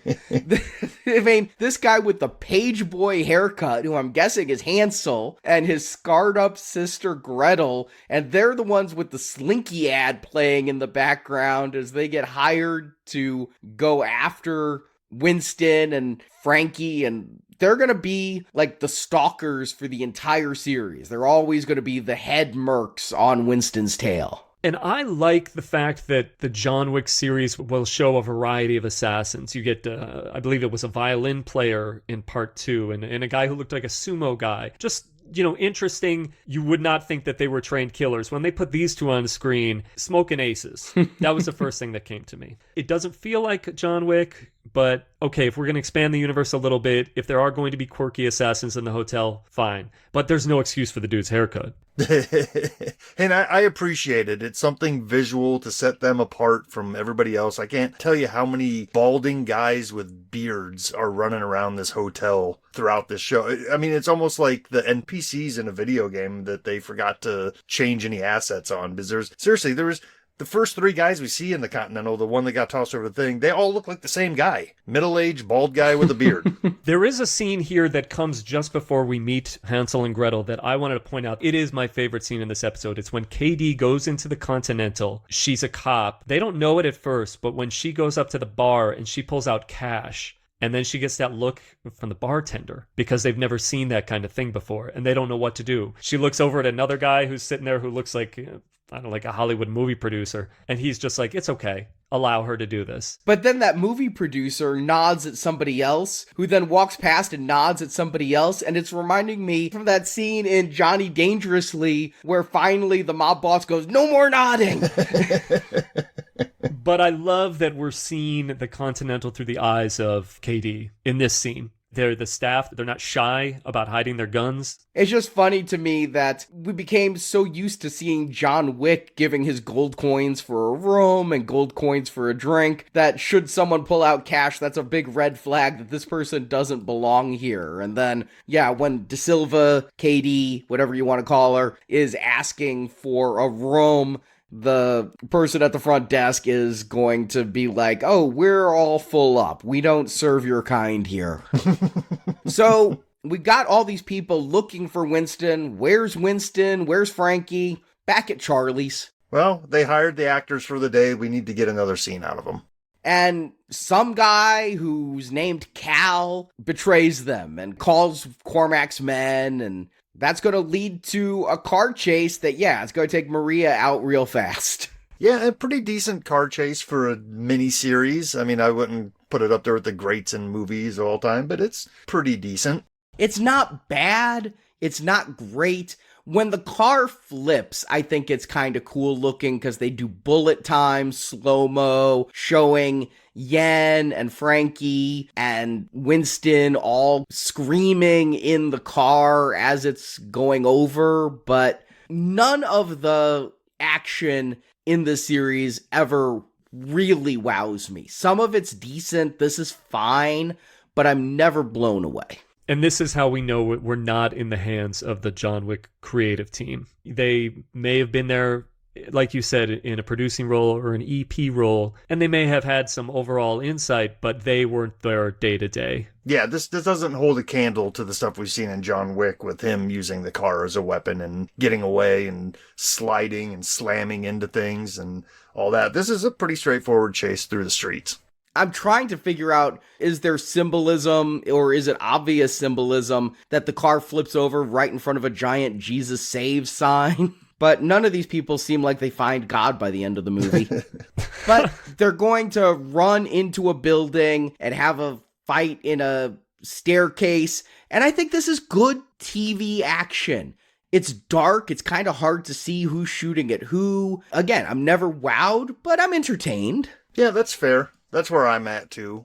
It's got enough soundtrack, and exhilarating music, and flashing going on the screen that I'm not sitting here yawning or zoning out. You know, they really use the music to try and keep you in the show. And a lot of times it feels a little bit like a crutch, but crank up the next song and your ears will perk up because you recognize it, so now you're tuning back in. You know who I think is doing really good martial arts, though, is the actress who's playing Yen.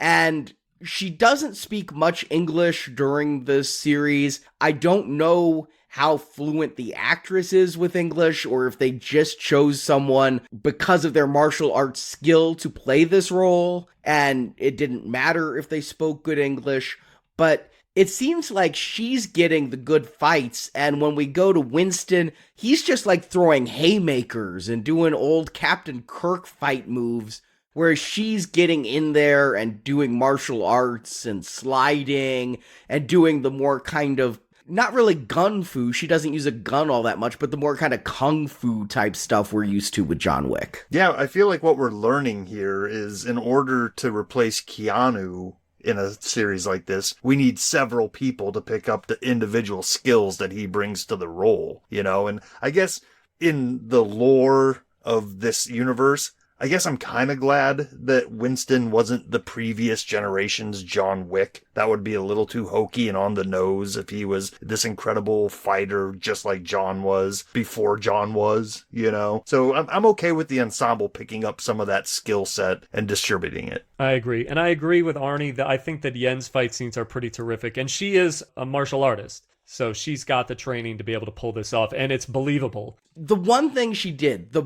thing that felt most John Wickish of the entire series for me, happens here where she's fighting some guy in an apartment and grabs an iron and uses the cord as a weapon and then sticks the guy's hand in a garbage disposal. That is sick. Yeah, and he starts screaming and then she just uses the iron as a bludgeon to kill him. And I'm like, this is the type of stuff we've seen John Wick kill people with pencils and with books.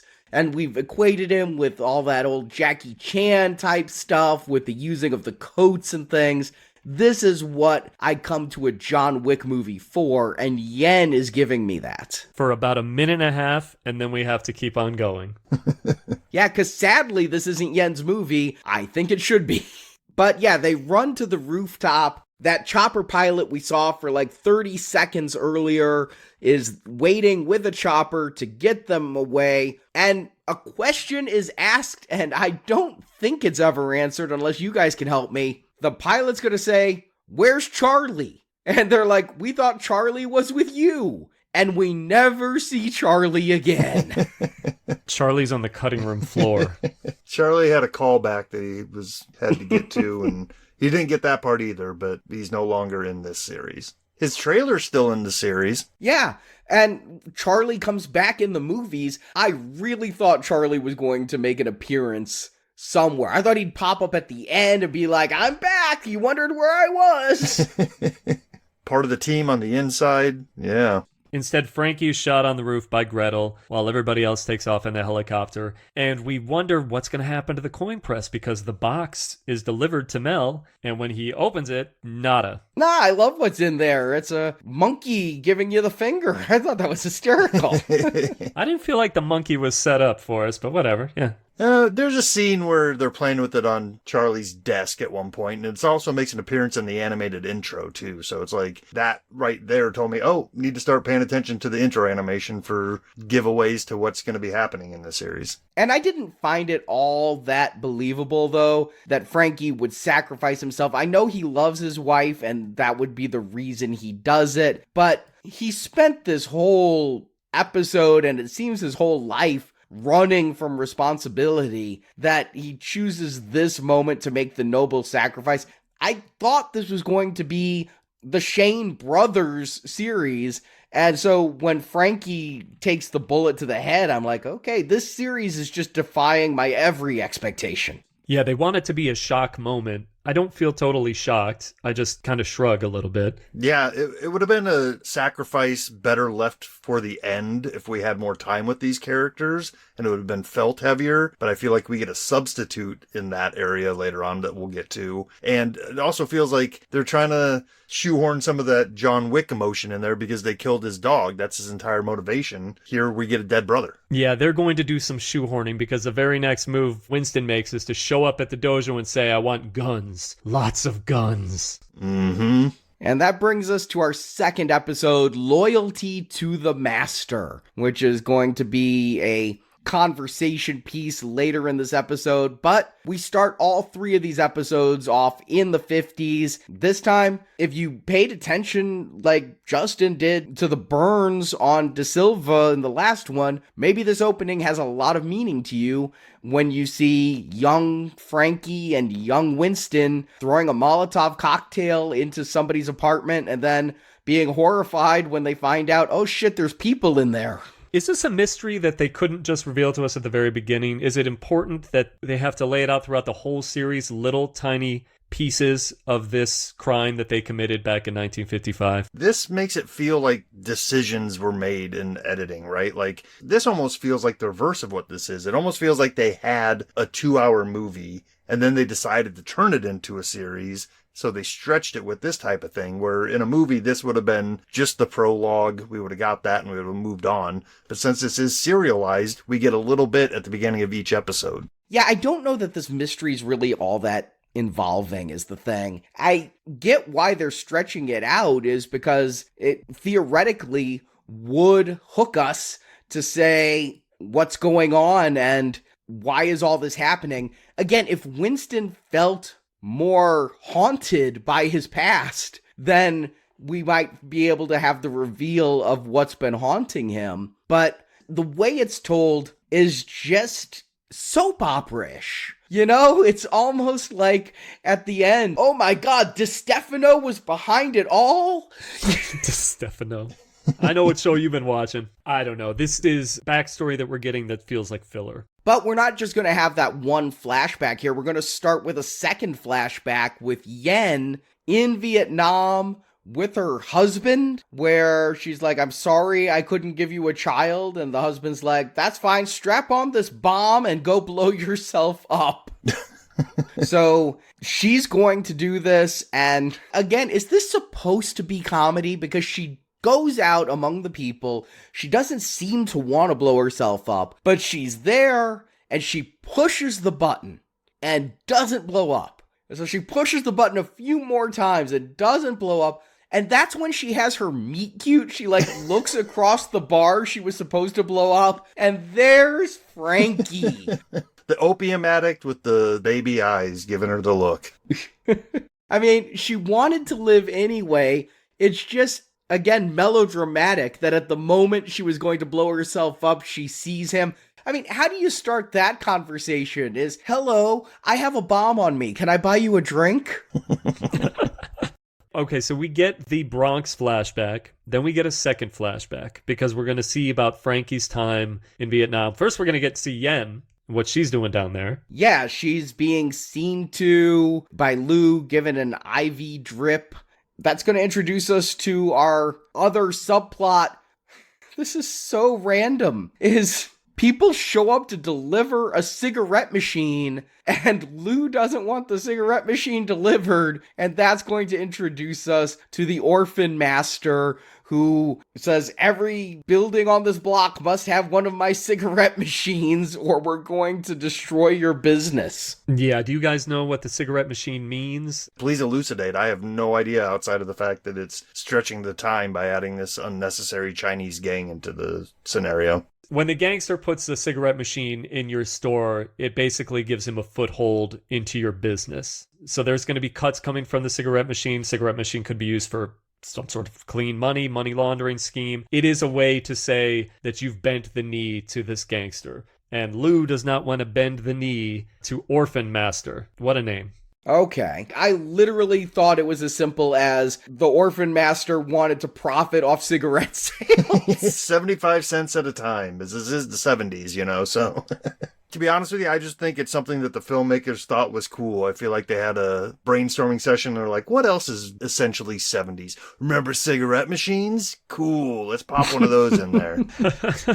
It's supposed to be symbolic, and so is Lou when she smashes, into the goons. She doesn't like this orphan master guy. She's saying, I don't want to fold my dojo in with your criminal operation. But really, what show am I watching? This is called the Continental. It's not Karate Dojo show. Well, they also point out quite blatantly that she doesn't have any customers. What is she holding on to other than the memory of her father? It's not like it's a bustling dojo that is bringing in money. No, it's only the memory of her father, which is a tiny, tiny piece of character development that you would give somebody in a different show. Mm-hmm. Yeah, I agree. This entire subplot, the less we talk about it, the happier I'm going to be, because it's really just not great. But yeah, we're going to then get Winston on a mission. He wants to kill Cormac. He needs Lou, Miles, and Lenny to help, but they don't know where the coin press is. And so Miles is like, right away, very ambitious. Let's take over the entire Continental. Yeah. I mean, I know that's where we need to end up, right? But holy cow, were we not building to that at all. And we still have another 3 hours to go. So I guess it is a goal that they could be lifting up right now. But if somebody hopped into the series, watched the first episode, and never came back to it, I don't know that anybody would guess that that would be what Winston is planning to do. No, it's very... like, they send one of ours to the hospital, we're going to send a nuke to them. It's not just send one to the morgue, we're going to nuke their entire building as the answer here. So, this is the we gotta get a team together part of the movie, right? Winston needs an army, and the first person they're going to go to is a sniper named Gene, and he's an aging sniper who we like him because he kills pedophiles for fun, but he also is getting a little too old for the sniper game. He needs to put on the bifocals if he's going to sharpshoot. Yeah. Is Gene one too many? Literally, he might be the one too many. Well, we're also going to have a guy show up later named Ronnie. He's in the third act, and I couldn't recall where he was in the earlier parts. But yeah, Gene shows up. We're told that his character quirk is that he can't shoot straight so much anymore. We're not supposed to dislike him because he shoots pedophiles. By the way, it's okay for him to just kill regular people. This is an assassin universe. We never hated the fact that John Wick does what he does, or that anybody else does. We don't look down on them like, oh, I can't get on board with that. He's an assassin. I'm not going to hate on Halle Berry in part 3 because that's what she does for a living. This is the world they built. Yeah, but they kind of fuck with you because initially you see through his crosshairs that he's shooting at a playground and you're like, God, is he going to kill a kid? And then the kid runs over to a man and you're like, oh, is he going to kill the kid's father? Then you're like, wait, this guy was kind of luring the kid over with a half-eaten baked pretzel. Oh, he killed the guy. Oh, he's a pedophile. Okay, let's go with that. That's such a journey from I think he's going to kill kids to he's protecting kids. You're on the team, Gene. And scarring them for life, too. I mean, you'll never forget the day that you were about to get a pretzel from a guy whose head exploded right in front of you. But Gene misses the first shot, and it's funny to me that the pedophile's like, did something just hit this tree? I'm gonna stand here still and try to figure out. Admittedly, if I heard a thud too, my first thought wouldn't be somebody's taking shots at me from a roof, but... I agree with you guys. Gene might be one guy too many, but I will say I enjoy him as a character. I do too. I like the energy he brings because he's a little more lighthearted and he's going to have the romance storyline that we need in this. Nobody else has a romance. If anything, we have the anti-romance going on between the cops who each episode like each other less. So here we have Gene who's going to find love before it's over. And I guess they need Gene because he knows a little bit about the ins and outs of the Continental. That's important. He has a beef with Cormac. He feels Cormac's got to die. I think this is the kind of team that he should be putting together. People that have beef with Mel Gibson. And do Miles and Lou? Really? Other than the fact that Frankie got killed? I don't know. Lemmy, I don't know. What he offers Miles and Lou and Lemmy is you guys haven't been able to sell your guns because Cormac has a corner on the market. I'm going to take over Cormac's business and you guys get to be the gun runners of New York. So that's their motivation, is they can become kingpins of crime. But if they're coming after the Continental, you need an army. And one of the best expansions of the John Wick universe in my mind has always been Lawrence Fishburne's The Bowery King. He came in part 2 and added this whole third element that wasn't beholden to the high table necessarily. He was going to do his own thing with his team of homeless assassins. Well, in the 70s, it wasn't a Bowery King. It was a Bowery Queen named Maisie. And Winston's gonna go and we're gonna think it's this woman who looks like the pigeon lady from Home Alone 2. But no, that's a ruse. It's this well-dressed woman in the back. I was shocked that there wasn't a young Lawrence Fishburne running around and her saying, "There goes my son." The Bowery Prince. Yeah, the way that this is going, that's kind of what I expected. But, he's off shooting Apocalypse Now around this time. So that's where the king is. Yeah, but I do like this expansion of the lore a little bit. The Bowery is interesting. It plays a little bit better in the movies because most of that movie is slick, high-tech, cutting-edge, neon. And then we cut to the Bowery in the bowels of a city, and there's a nice contrast there. This entire series is set in 70s New York where everything is gritty and grimy. So there's almost no distinction between the Bowery and the rest of the set. Yeah, good point.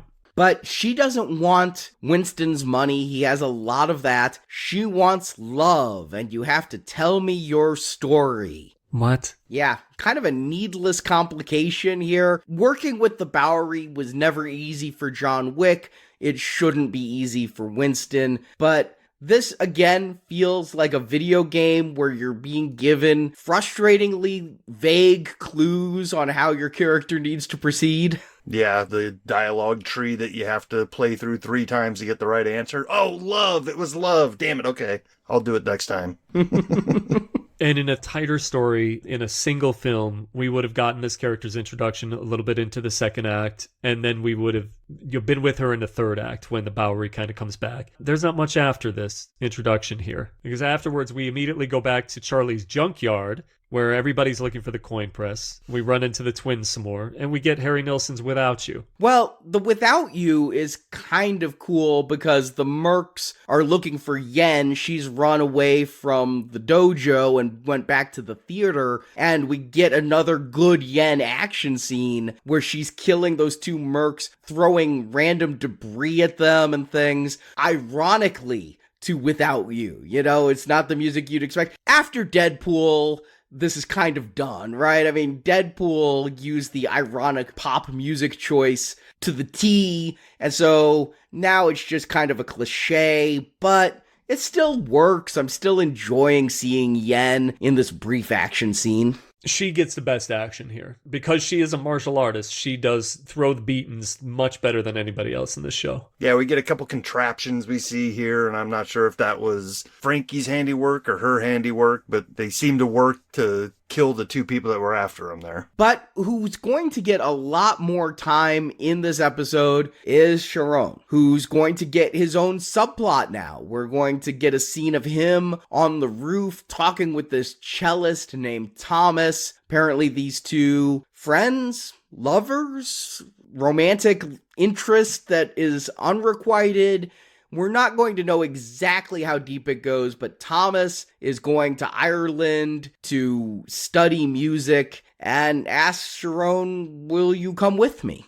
Cellist kind of comes out of nowhere. Yeah, and I mean, honestly, he's only here to present in front of Sharon the two possible paths that are laid before him. He can either believe that he has free will and he can leave this life whenever he wants, which he doesn't, or he can stay and do his duty. And he finds out what happens with the former choice. Yeah, he says Mel's been grooming him, and I suppose grooming him for the position that he will take in the movies, but he's also holding his father over him too. Yeah, he says that his father is so proud of the work he's done, and that Cormac says he's going to bring his father over soon when Sharon proves himself, and he thinks that has to be pretty soon. Thomas is like, he may never bring your father. You could open up the world. But we get a little of Sharon's backstory. He's like, where I'm from, violence is rampant. Here, at least the chaos is controlled. I'm safer in the Continental than I ever was in my home country. Yeah, and Cormac is obviously controlling here, and he keeps driving home the idea of loyalty. It's not loyalty to a lifestyle. It's not loyalty to the Continental or a creed. It's loyalty to Cormac. And I think that's what Sharon eventually comes to the understanding of. And so Winston and Lou are going to hijack a bus to get Sharon alone and try to convince him. They steal his letter because it's a little unbelievable that for fun, Sharon just goes to a local bar, listens to music, he leaves the Continental to hang out at a drink joint. But it gets him away so he can be gotten alone by Winston, who's going to try to appeal to his better nature and say, you may have to make sacrifices, but a father figure is responsible for teaching you about loyalty and family and business. Cormac only cares about himself. It's you or him. Yeah, and as a viewer, we're left to think that Sharon has spurned this meeting, and he's not going to be on the same page with Winston. I read it differently. I kind of thought he would be in on it, so that when he then goes to Cormac and says, oh, Winston is coming after you, that I took that as a betrayal, but I also took it as an obvious betrayal, that like what he was doing was a betrayal according to plan. Agreed, Arnie. I didn't have any doubt that Sharon was in on Winston's plan, just partially because we know where the movies end up. It was one of those things where it felt like they wanted to hide it from us, but if you've seen more than one movie, you know that he's going in there and he's going to con Mel now. Yeah, and I guess that's my point, is that we all know that he's eventually going to be on the side of Winston, but the show, I think, is writing it so we're supposed to believe that he's not going along with this. And it's not supposed to be obvious at all. They needed to do a better job to be more convincing. It's supposed to be a twist. Yeah. And meanwhile, the cellist is brought in front of Cormac. I feel like Cormac called the cellist from the very beginning to kill him. But yet, it's also the way Mel acts. It's like he has a moment of, oh, I'm going to kill you, instead of it being from the very beginning, I'm going to kill you. Yet, why would he call for the cellist in the first place? It's also a little confusing because he tells the cellist, I'm the one who recommended you for this position at the academy. It was a loyalty test, right? That he failed. To make sure the cellist stays at the Continental so he could continue to entertain on the rooftop. Well, no, more deeper than that. The things that you guys were speculating about the relationship between Sharon and the cellist is the cellist is trying to steal Sharon. So disloyal in two ways to his boss. In this scene, regardless of how I feel about Mel Gibson, we know that he's a bigot and a terrible person in real life. This is where some good Mel comes out. Some good rage Mel. You know, that's something that I kind of like to watch still. He gets angry here with the cellist in this scene, and then he just kind of cuts loose. It is brutal the way he goes after the cellist with that golf club, saying some one-liners, and the blood is splattering up on him. It's rather amusing in its over-the-top way. You mentioned the one-liners, and I wrote them down, man. He's teed off as he swings a golf club. He's taking the mulligan. I mean, this is corny. This isn't grade A dialogue, but it just had me chuckling a little bit. It would have hit harder if I knew or cared about the cellist. We just met the guy 5 minutes ago. I have the question of when Chiron comes back and sees the cellist is dead, is that when he's going to turn against Cormac? Is this the moment? But no, he's going to say, Winston is coming for you. And Cormac is going to be like, oh, we need a new musician here, one whose family, we can't trust the cellist, so let's bring your father, the violinist, over. So it looks like Chiron's going to get what he always wanted. And we take The Long Way Home by Roger Hodgson as we wrap up episode 2. Yeah, and we didn't mention the reason the episode was called Loyalty to the Master is when the cellist plays for Cormac here at the end, he's playing Don Giovanni and says what he's playing is a piece about loyalty to the master. We're going to find out that wasn't really the case. If you, I guess, know your opera, you're ahead of the game on this one. I'd like to meet that person whose interests intersect with opera in the John Wick universe. There's definitely some opera assassins in this universe.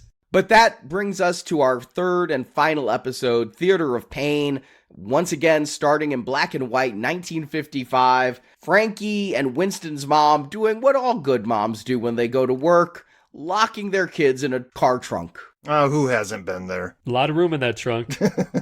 Obviously, those are old cars. I miss those old days when those cars had big trunks. I've ridden in the trunk of a car before. It was fun sometimes. But we cut to modern day, and it's a bit head-scratching to me. I'm like, wait, is Winston at that same car on Charlie's junk lot? Is it the exact same car? Did Charlie keep that car the whole time, or is it just the same make and model? I think we're to believe that it is the same car that they would slept in as kids, because that's where Frankie would hide his most precious. Okay. Isn't it a little so on the nose? A lot of this is. This is the climax episode. Everything should be about the assault on the Continental. Winston convinces Maisie because he buys her a bank and tells his story. What's his story? His mom used to clean floors of a bank, and it was the bank that foreclosed on their home and made them live in a car, and she got on her knees in front of the banker, and the banker treated her with such disdain, and so bankers are just out to harm the common man and intimidate the common man. And so here, Maisie, I buy you an abandoned bank. That is excellent. That I love that for the next show, The Bank from the World of John Wick. From the vault of John Wick. There we go. I suppose I like it. It's just the one sub-story that I feel like does add to the lore, like we said, of John Wick. So fine, the Bowery is growing. It gives them somewhat of a permanent place to call home. So fine, great. It's now part of the lore. And we're learning more about Winston and who he is. But again, this person doesn't feel like the guy we met at the very beginning. How did he become the handsome con man rogue guy from the very beginning in the meeting with Patrick Bergen? This isn't him. This is a completely different guy. Yeah, it does not feel like the same character at all to me. And it doesn't feel like the same character that changed through growth in the series either, because all he's doing is referring back to his past. So the past was always with him there at the beginning. Nor does it feel like he's growing towards the Ian McShane version of the character that we know from the movies. Certainly not. The ascot is not enough to do it. And then everybody is hunting for Winston, though. Chiron betrays Winston and says to Cormac, Winston's coming after you. De Silva, we didn't even talk about the cops in episode 2 because they did so little, but they went to a morgue and tried to find who took Frankie's remains, and De Silva beat up a morgue assistant to discover it was the people at the dojo. So De Silva, on her hunt for Winston, goes to the dojo and is tracking him this whole episode. With Mayhew taking pictures of everybody outside. And then Winston just goes to a regular hotel, not the Continental, where all the mercs track him down for our first gunfight of the episode. Yeah, Winston sets up base at just a regular hotel that it feels like there's a reason for it, but really, I don't know, is it supposed to be giving us a false sense of safety or something? Because that world is crashed down just as soon as we figure out where he is. Yeah, I wasn't entirely sure. He kind of had a falling out with Lou and Miles where they wanted more buy-in from Maisie, and he's like, I'm going to have her promise a few hours from now. You're either with me or you're not. So I guess he gets the hotel room to be a little bit more of a lone wolf here. We get a good shootout in this hotel scene, but here's what I kind of want to point out. This Hansel, he kills the bellhop, the desk person, just an innocent person. And these are assassins. Aren't they only paid to kill people? He just kind of raises his gun, he doesn't say anything, and he kills that person. It's going to happen. We're going to see this happen a little bit more. These are people that assassins are taking out, but they're not getting paid for. I get what you're saying, Jason. What I took this as was no witnesses. Yeah. I mean, but to me, I'm always thinking of the mess they're leaving. But obviously, even though this series does have cops, they're not concerned about just blatant murder all over town. They're dialed in on whatever mission they're on. Yeah, it doesn't feel John Wick to me. I didn't find this gunfight to be all that exciting, but this is where De Silva finally catches up to Winston and slows him down just long enough that she can get shot. Right, and don't forget that Lou is there too the entire time, but she doesn't use guns. Yeah, she's anti-gun, as established right away up front with her character. Yeah, and she's the anti-gun gun runner, you know? But eventually, I think she will use a gun, so that's her character development. So now Mel has Winston, and he's going to drag him back to the Continental, which, you know, was part of the plan the whole time to get into the hotel. But Mel is going to go do one of his speeches. Angry Mel. Yeah, and let's just get this out of the way. While this is going on, Lou goes back to the dojo to face off against the Orphan Master. Because we're about to have the big climax we want to talk about at the Continental, let's get out of the way this subplot we don't care about, where the Orphan Master is going to reveal to Lou, your dad was an assassin and he used guns, and I happen to have your dad's favorite gun right here. Hold this gun while I trash your dojo. That's a Desert Eagle that he hands her, right? I'm not a gun guy, but it's a big gun. That gun wasn't made yet. It's one of the things that I looked up. I had to look this up. The Desert Eagle pistol was first designed in 1979. He did not get the first one off the assembly line because it didn't even hit the market until the early 80s. For a show that's trying to be period accurate, that's an unnecessary cell phone. Right. But there's also this orphan boy who's been kind of friendly to Lou since episode 1. He's kind of the harbinger of the Orphan Master. Before we ever see the Orphan Master, we always see this orphan. Does the orphan grow up to be somebody in the movies that we should know about? Not that I know of. That would be something from this subplot. They're saving it for a second season that never happens. The little orphan likes electronics, and he says he sometimes has a sense for things, so he grabbed the C4 detonator and hands it to Lou so she could just blow up the dojo with Orphan Master and all his goons in it. Isn't that handy? Oh, yeah. Because when you keep C4, you of course keep detonators in the C4 at all times, right? And a remote with a single button trigger out on the counter where any little boy can grab it.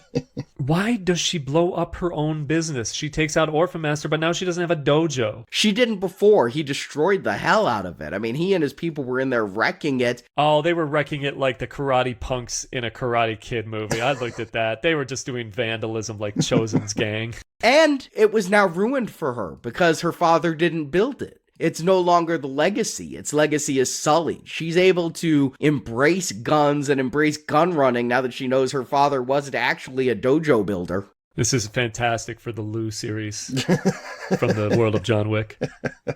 But now let's get back to the Continental, because Lou will eventually show up at the Continental as a big reveal of hey, remember Lou's in this series in the main plot in some regard? Right. But yeah, Mel is monologuing, but he's also just kind of gone nuts. He's like, I don't even care about the box anymore. Goons, throw Winston off this balcony. Oh, we have to talk about Mel huffing the blue stuff. What was that? Was it the stuff that barbers use to clean combs? Is that what it was? Barbasol? Maybe it's that magic elixir that they shoot themselves with to heal. I don't know. Maybe it's some fancy drug. This series doesn't care to tell us. It's just something that looks different and cool, I guess. Mel says, prepare the elixir, the fun fumes. I need my medicine. We are going to find out there are proprietary medicines to the Continental. And Sharon is going to bring out one that can instantly remove your pain. And no doctor has it. It's, trademark and copyright and registered by the Continental. And I guess this is something Cormac uses to get amped up. Is it poppers? I thought he used racism to get amped up, but that's Mel. I do love that when Cormac finds out Winston has partnered with the Bowery group, he goes, I'm hobophobic. Hobophobic. I wrote that down. That's Mel's favorite line. I'm like, that's one letter away from the truth there, Mel. He probably hates the homeless too, Yep, that line will be used in a deposition against Mel Gibson at some future date, I'm sure.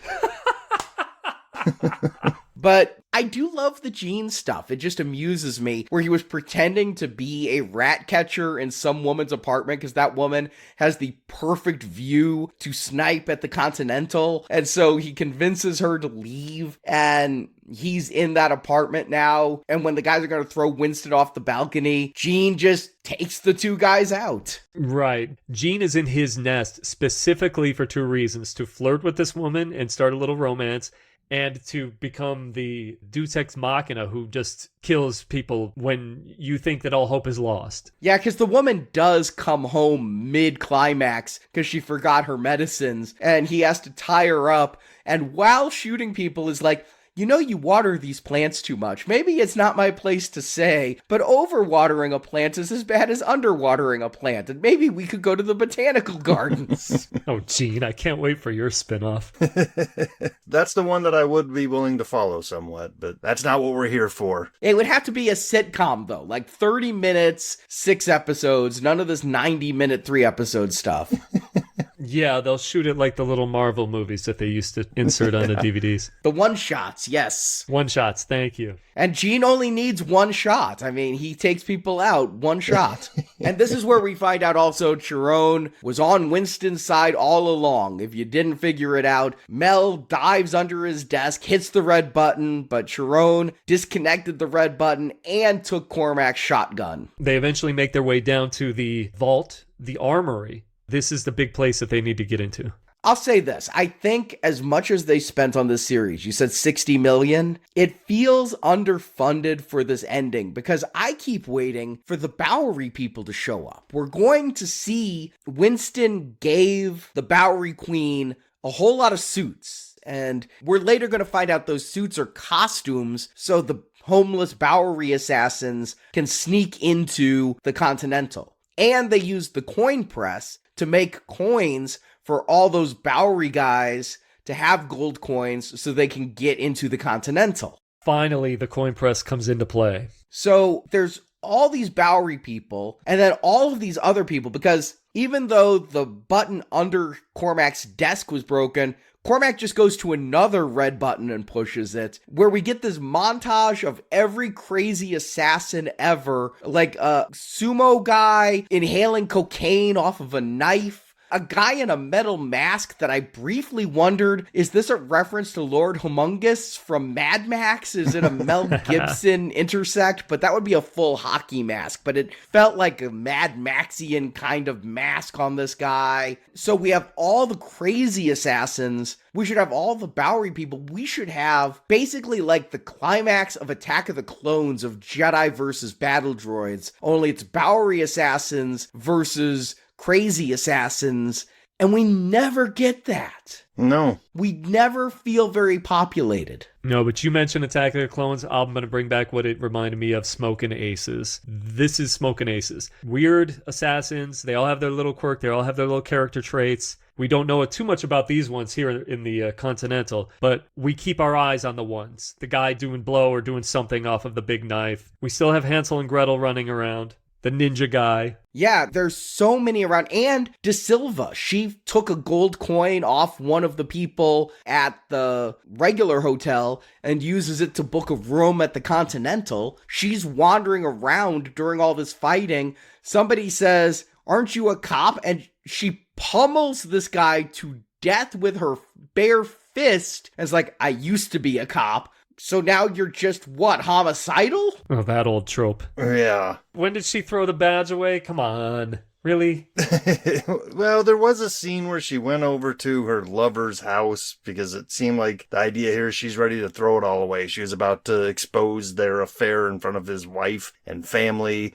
I think they telegraphed it a little bit, but yeah, she really turns a corner and she's very mission driven from this point on. But what's bothering me visually is this show's called The Continental. We're finally in the Continental. We're finally getting fight scenes. And everything basically takes place in what looks like the same hallway. Shouldn't this hotel have different looking floors, maybe different themes, slightly different something just visually to let us know that this is going on multiple floors, not just around the one corner? Why did we never return to the party room where they had the New Year's Eve party? Because that was shot in a real location, and these are all sets. I don't know where the money went, especially in Budapest, where that dollar can really stretch, but it does not feel like it's up here on the screen during this climax. To the point where when they're outside the armory, they just have Cormac turn off the lights and yell, "Shoot those assholes," and we just see a bunch of muzzle flare on a black screen. Right, we get the Reservoir Dogs standoff. In Reservoir Dogs, we actually see the shots, but not here. They turned it off. Despite the fact that this is clearly R-rated. But, you know, there is some fun to be had here. Lemmy, again, one of my favorites. He goes to the mail room, and there's one of those suicide girl women with all the tattoos in, like, the 50s outfit there. And he's like, "Oh, don't worry, everything's going to be okay." And then she starts kicking his ass. He's like, "Why do people keep punching me in the throat?" But I wondered about this because I love the switchboard of the John Wick universe where they chalk up how much somebody's worth if there's a bounty on them and they send out contracts using that old technology. Is that switchboard in the Continental? I don't know, because the switchboard had like dozens of women. This is one woman. Is she like the one person who's stationed at the Continental and the switchboard itself is elsewhere? Right. She's dressed like a switchboard operator in this universe. Mm-hmm. But we do get the introduction of the tubes here, the pneumatic tubes that are running through the hotel, like a big bank. I find this part very clever. I think it's super clever that in the old school ways of John Wick's universe, they use these tubes in the hotel to deliver messages. Or in this case, to deliver like a little wanted slip, a screenshot of Sharon and Winston, and it says, you know, big reward or something like that. But this is where Hansel is going to take out Lemmy. He's going to throw a grenade in those tubes and blow up where Lemmy is. And I knew Lemmy was dead meat. I just knew Lemmy was going to be dead meat out of everyone here. And yeah, he is. I find it strange that he's the only one to die, though. Yeah, that's what I was saying earlier, is that I felt like save Frankie's death for here. You know, why bring poor Lemmy into this if we need a impactful death right before the big finale? I mean, Lemmy was nice enough and we got a little bit of time with him, but I feel like Winston's overreacting to the loss of Lemmy based on what we know of their relationship. I agree. Right, because we only got a little bit of time with Lemmy, and when you do these kind of stories, you have to kill somebody who's impactful or you kill everybody. That's kind of the way it works when you write this kind of thing. If Ocean's 11, which sometimes I feel like this last part wants to be, if Ocean's 11 had just killed Casey Affleck, like how would you feel about that? You'd be like, what? It's so random. I'll bring it back to Walking Dead. They killed Abraham. Everybody was like, that's inconsequential. We don't care about Abraham. Then they killed Glenn. That means something. Yeah, I agree. But there's just so much going on because they've set up all of these various character arcs. So they try to pay them off in the end. Because we've had Hansel and Gretel this whole time, And Lou stayed back at the dojo, so Yen and Miles are together, and Miles is trying to talk Yen out of using a suicide vest, and she's like, I just want to be with Frankie. And so kind of coming full circle on her arc. And then she is going to be on the roof fighting Gretel, while Miles is in a room fighting Hansel, which does have one of the best shots of this whole series. Is like they break a mirror and you see Hansel going after Miles and you see it reflected in like 50 different shards of mirror. The Lou Miles versus Hansel fight is good. Miles takes a pool cue to the chest there. Hansel's about to kill them both. Then you know who's going to save him? The orphan kid. The orphan kid comes in with the gun. It's a good fight scene. It goes on a little too long, and I feel like the twins have become almost T-1000s. They're unkillable for a moment here. It's kind of funny because Miles was fighting Hansel, and Miles loses. And Miles is about to die. And then Lou shows up, and Lou saves them. And now I'm like, oh, it's on. You got the two karate masters now. You can't take that, Hansel. But Hansel does, and beats them both. And then the orphan throws down a gun, and our anti-gun person has to blow Hansel's head off. It's such a weird message. There's your arc, Lou. Congratulations. Now you can take a life. Everything you stood for, thrown away for what? Meanwhile, Gene is still out there flirting with the lady, taking shots across the building, but he's not killing anybody of consequence. When we get the big fight that's going to be on the rooftop between Yen and Gretel, we don't get any help from Gene. This is actually a good fight, though. Did you know this? I looked this up about Gretel. This woman is a contortionist, this actress. So she's able to pull off these incredible moves with her body and putting her up against Yen. I really, really dug that. I liked it. I wished I could have seen it a little better because it's at night on this roof in the pool. I have a little trouble enjoying the full richness of the fight just because I don't feel it's filmed very well. Yeah, and it's impressive, but it's also kind of impressive in the way that, like, I've always had a problem with Jackie Chan. Nice guy, whatever, but people always say, you know, he's doing his own stunts. It's like, right, but he's also doing his own acting. You know, he's not the greatest thespian. And this chick, yeah, she's here because she is a contortionist. She really doesn't have any lines. I don't think she speaks throughout the entire series. Neither one of them do. So yeah, it's fine. Hire a contortionist because that's what we need out of this role. I actually think Yen gives a decent performance emotionally because she does speak in Vietnamese and we do have the loss of Frankie for her. I think she sells it adequately. Don't clear off a space on your shelf for the Emmy, but you're fine. But yeah, Gretel is exactly what Gretel needs to be. But she seems to have the upper hand, and they go underwater on the rooftop pool, and we're not sure who got the best of who. We see some stabbing going on above the surface, and then Gretel rises. So for a brief moment, we think that Yen lost, but nope. She has Yen's suicide vest slung over her shoulder, and so Yen detonates the vest. Which we knew we had to come full circle with that suicide vest. They set that up so long ago, and she's been wanting to blow herself up this entire series. In the end, she decides she'll blow up Gretel instead.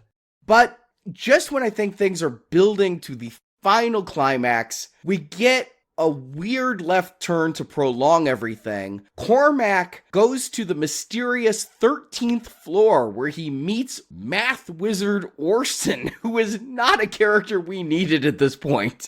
You wanted to see more of the hotel, Justin. Here we are now in the computer room with the techie. And why? Someone has to back up the servers, even in the 70s, I guess. I guess. And this part pisses me off, I think, the most out of all this, because I've said it a couple times. They went out of their way to be period accurate for so much of this. Then all of a sudden, for no reason, they introduce, like, glowing touch identification palm print technology. Like, there's no way that was available in the 70s. Yeah, the self-destruct trope. Yeah. I love that the hotel locked down like the purge is coming. When they start the self-destruct, like all these metal grates close down. But yeah, I agree with you, Justin. Where are they getting this handprint tech from? Mm-hmm. I can go with a lot of things in this assassin world, but come on, the assassins almost all had flip phones. Yeah. You know, it wasn't futuristic. The assassins weren't pulling out laser guns in the John Wick movies, so why in the 70s would they have monitors absolutely everywhere? I mean, maybe in Vegas they did. I can maybe go with the TV screens everywhere,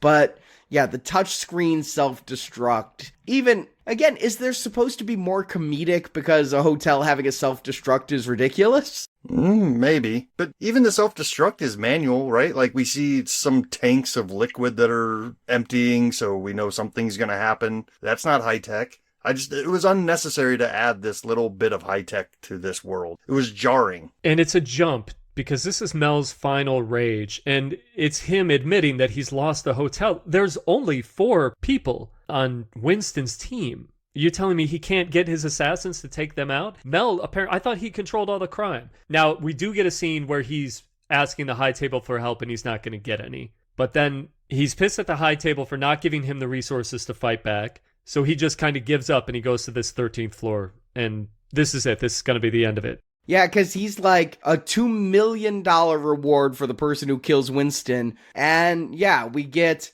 Orson there like, but isn't Winston the only one who knows where the coin press is? And Cormac's like, I'm so far beyond caring about this coin press MacGuffin that we've been chasing this whole movie. I just want Winston dead. But I'm just waiting for Winston to get in front of Cormac and have that showdown. But now De Silva gets Winston at gunpoint and is like, you killed my family, prepare to die. I'm going to douse you with lighter fluid and set you on fire because you set my family on fire. And he looks up at her and like the lamest thing ever, I'm sorry.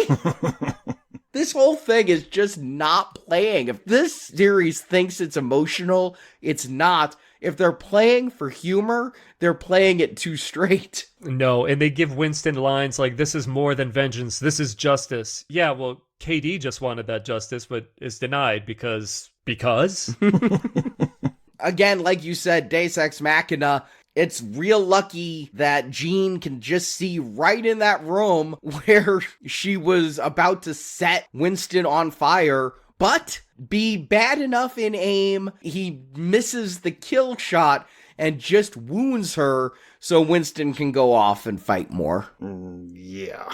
I mean, this thing isn't getting to the climax fast enough. And it's not keeping me engaged either, because every time they start a scene, they just switch over to something else. It's really jerky. I think you put your peg on this. The pacing is weird. This climax can't get momentum. It feels like 30 minutes into this longest episode, 98-minute episode, we're starting a giant climax war here, and it never feels like more than just Winston and Sharon running around killing a few extras in hallways. Meanwhile, I literally wonder how long they had Mel for, because he only goes to like 5 different sets. And he only interacts with like 5 different people. You know, he talks to Sharon, he talks to Orson, he talks to the adjudicator, he talks to those guys in the first speech, but he's really either in his office or on the 13th floor or in a couple of these battle scenes. But it feels like they didn't have Mel for all that long, and they had to keep him bottled up till this last episode. Yeah, very much feels like that. I mean, and it makes sense for his character that he never leaves the Continental. I'm fine with that. But it does feel like it was value-tained to Mel's time. I would have liked to see Mel throw down. He doesn't get into any fight scenes here. No, the most we see out of him is when he bashes in the cellist's head, and that's the most action we get out of him. Oh, he also takes out this guy, Orson. After Jens blows up Gretel, Orson gets this line, a monumental conclusion. It's supposed to be very dramatic, and then, that sets Mel off, and he throws him a beating. This is where they get to find Lemmy dying, and Lemmy tells Winston there's C4 in my bag, and he uses it to send it through the pneumatic tubes, and Sharon is on the 13th floor saying, send it to this room, because he can see it on the monitors, and blowing everything up. I do love, I don't know if it's one of those women, like the switchboard operators, or if it's the computer talking, because since the building's on self-destruct, I think I'm in Star Trek anyway, but some female voice says, excessive structural deformation in process. They use a lot of interesting words in the show. Defensionism. A lot of Latin that I had to look up. Or Harry Potter speak. I mean, it's what it sounds like to me, but... But we do go down to the subway for our climax. Cormac's on the run. You know, again, this is where Frankie's heist began, was in this underground train yard area, and it's where Cormac has his escape train. Winston's gonna come down and have the final confrontation, but he loses. Mel has got the upper hand. Mel's gonna kill him. Yeah, until KD shows up again. And we're to believe, well, they give just enough of a pause to make us think that maybe she's going to shoot Winston. No, that's not going to happen. Instead, she fires. Mel gets a good line here when he's like, what, you missed him from there? And then he realized that he's the one that's been shot. Well, the reason she does that is Mel confessed his sins. Because bad guys love to monologue. He tells Winston in these last moments, oh, I told you that apartment was going to be empty, but I knew people were in there all along, and I did this so you did something you couldn't come back from. DeSalva hears all this and is like, so really, you're the one who killed my family, so I'm going to kill you and finally forgive Winston, who, you know, actually threw the Molotov cocktail. Sloppy. I did something to you, didn't I? I like that as Mel's last line. That's a good one. Yeah, but I mean, the motivation here is weak. I mean, I understand that De Silva affected her whole life, and we're told that Winston has carried it with him. I don't see that. He gives a half-hearted apology to her. And then Cormac, he's a bad guy. He's done a million terrible things over the course of the last 30 years. Why would this even be something he remembered at all? Why would he be sitting here confessing to it? I think it's the final, you know, I've been one up on you your entire life, and I'm going to let you know that before I kill you and escape in my super train moment. But yeah, I mean, I understand what they're doing. I'm just saying it doesn't make much sense that a character like Cormac would remember that particular incident in any detail whatsoever. No, it's far more believable to me that it would be for Cormac like Raul Julia in Street Fighter. That was the most important day of your life. For me, it was Tuesday. Right, exactly. That's exactly what I was trying to say, very succinctly. Speaking of lines, we get one last one, be seeing you. Another reference to the John Wick universe. Yep, a little wink to remind you that we're actually in the John Wick universe in case you forgot. I kind of, again, do get a laugh. This is obviously intentional humor here, where Winston has to race to save the hotel. We know it's not going to blow up because it's going to be his hotel. He has to save his hotel now. He runs in and stops the countdown with seconds to go, just like every self-destruct ever. How did he do it? We pan down. He cut off Cormac's arm and has his handprint. I liked that little bit. I thought that was cute, but again, the self-destruct thing, why would we even activate it? It doesn't create any tension for us as viewers because we know the hotel is not going to blow up. Yeah. Unless for a minute you let yourself believe that maybe the Continental as we know it was completely rebuilt, but who cares? The idea of the Continental is going to be there in the future. So yeah, and it raises questions of how did he get back up to the 13th floor so quickly? I think the clock was at like 4 seconds when we last saw him in the tunnel. And how did he have time to cut off a hand that quickly? Questions we're not going to get answers to, nor do I really want answers to. No, instead we just kick into the kind of ending little montage to Baba O'Reilly. We find out all the hotel windows start to open again. We find out who's still alive. Gene's still across the street. He does get a date with that woman. She's going to ask him out before he leaves. I know you just killed all those people, but I hated that hotel, so why don't we go out to the botanical gardens? But what did you think about that line? I always hated that hotel. I was like, really? Why? Come on, lady. People falling out of the windows every other day. I mean, I would... They say things that make no sense in this show. Oh, and we're not done with music because we get What a Difference a Day Makes. And then we get what I feel is the most egregious scene in this show. This is the confrontation between Winston and the adjudicator. Can you explain it to me? Because Winston now has the gold coin press and Winston has the Continental, and the high table wanted to get rid of Cormac anyway. So it seems like they would be all for Winston taking it over, but she's going to be like, the high table won't talk to you. They don't even know who you are. So he shoots her dead and says they will now.